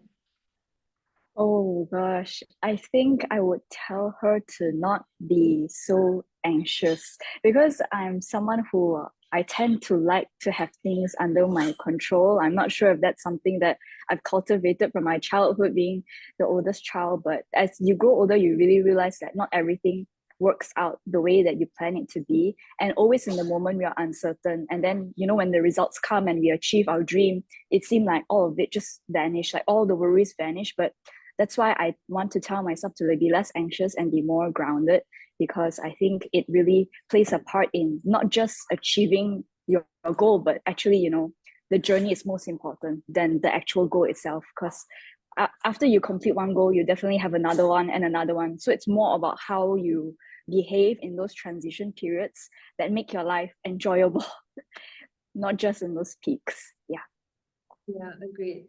Maybe to follow from that is maybe you can give advice or talk more on how we can encourage younger girls to be fearless in pursuing their goals, especially like someone like you, I don't know, you just go straight into doing content creation. It's Yeah. a very difficult space to thrive in, Yeah. especially like people of color and things like that. Difficult. So I really look up to you in that sense. Like, how would you encourage younger girls to do that the same way you did? Oh, I think you're too sweet. But I guess for me, the biggest thing, I guess, among like perhaps like specific to women, is that to not compare yourself. And I think that's a very big problem, because especially in a space where perhaps your external looks value a lot as well, and the fame or the views, it's really important to stay true to yourself and stay grounded and not compare yourself with other people, because we live in an era of social media where we're very connected with everyone. We are very present in everyone else's lives. Like, we can know who went on vacation and we just know too much detail. So really it is about having that awareness to tell yourself that not to compare yourself to other people, because once you start doing that, and from a content creator perspective, your content will falter as well. Like, the audience will know you're trying to do this for the views, and it just loses the authenticity. So I would say that the biggest advice is to not compare yourself, and you do what you like. Remember your true purpose. Yeah, I think I really resonate with that as well. I really try to apply that to my own personal life and just do it. But it's really difficult, and to dive headfirst into something is always tough. But I guess to answer your part of the question, where like how to like dive headfirst, is to really prioritize progress over perfection. So focus on getting things out there, because when you first start anything, for that matter, it will never be good. Like, your first piece of everything will not be perfect, but it doesn't have to be. That's what I've learned. Yeah. What Dato Mary was saying just now. Just do it. It doesn't really matter whether if you falter or not. Yeah. Try it. You have attempted to do it, and ask for help if you really don't know how to do it. But there's like one thing I've noticed about doing this podcast, there's common themes to everything that everyone has mentioned. Yeah. It's related to one another. Yeah. Yes. And I really think that maybe nowadays with social media, everything looks very easy. So for me personally, I've noticed that there's this, not obsession, but sort of this culture where we want to seem as effortless as possible. Whenever we do something, like, we're instantly good, everything we touch turns into gold. So that's actually a very damaging mindset, because there is a lot of hard work that goes into something before you see the person get famous or be successful in whatever they do. So I've learned now to sort of embrace the hard work, rather than having this obsession with trying to look effortless and that it's really easy, because in reality, a lot of things is not. Yeah, definitely. I think, going for that, how do you think businesses, organizations can move beyond this performative support and really take action? I guess in terms of on a bigger scale, such as businesses, I think we really have to take care of our employees and making sure that we're giving them the support that we need, not just in a perhaps more superficial way outside, like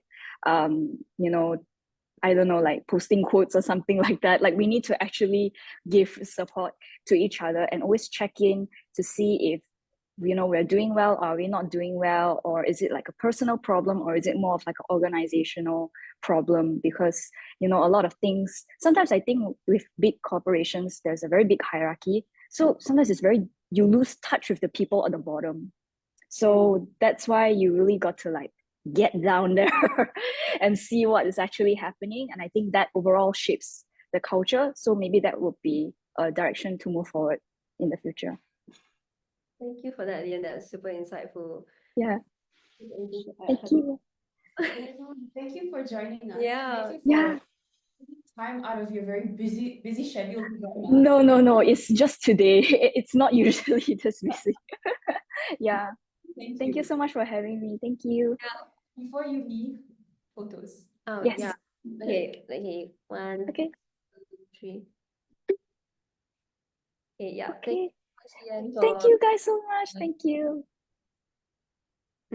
Okay, so to close off we've come to the end of our podcast. Thank you everybody for tuning in and joining us on this huge conversation about women positivity, women uplifting, inspiring change, accelerating action. I would like to read a poem from my book, Dear and Sincerely Me, on girlhood. It's called I Hate Being a Girl. Ironic. Yeah, it'll make sense. Okay, so girlhood is isolating. To be a girl is to lose something, everything. To be a girl is to be betrayed by jealousy. But girlhood is also meeting like-minded girls and purposefully making ourselves cry. These girls are the ones I will die for. They are the definition of girlhood. To be a girl under their wings is to soar in bravery. They make me love being a woman. God, I love being a woman.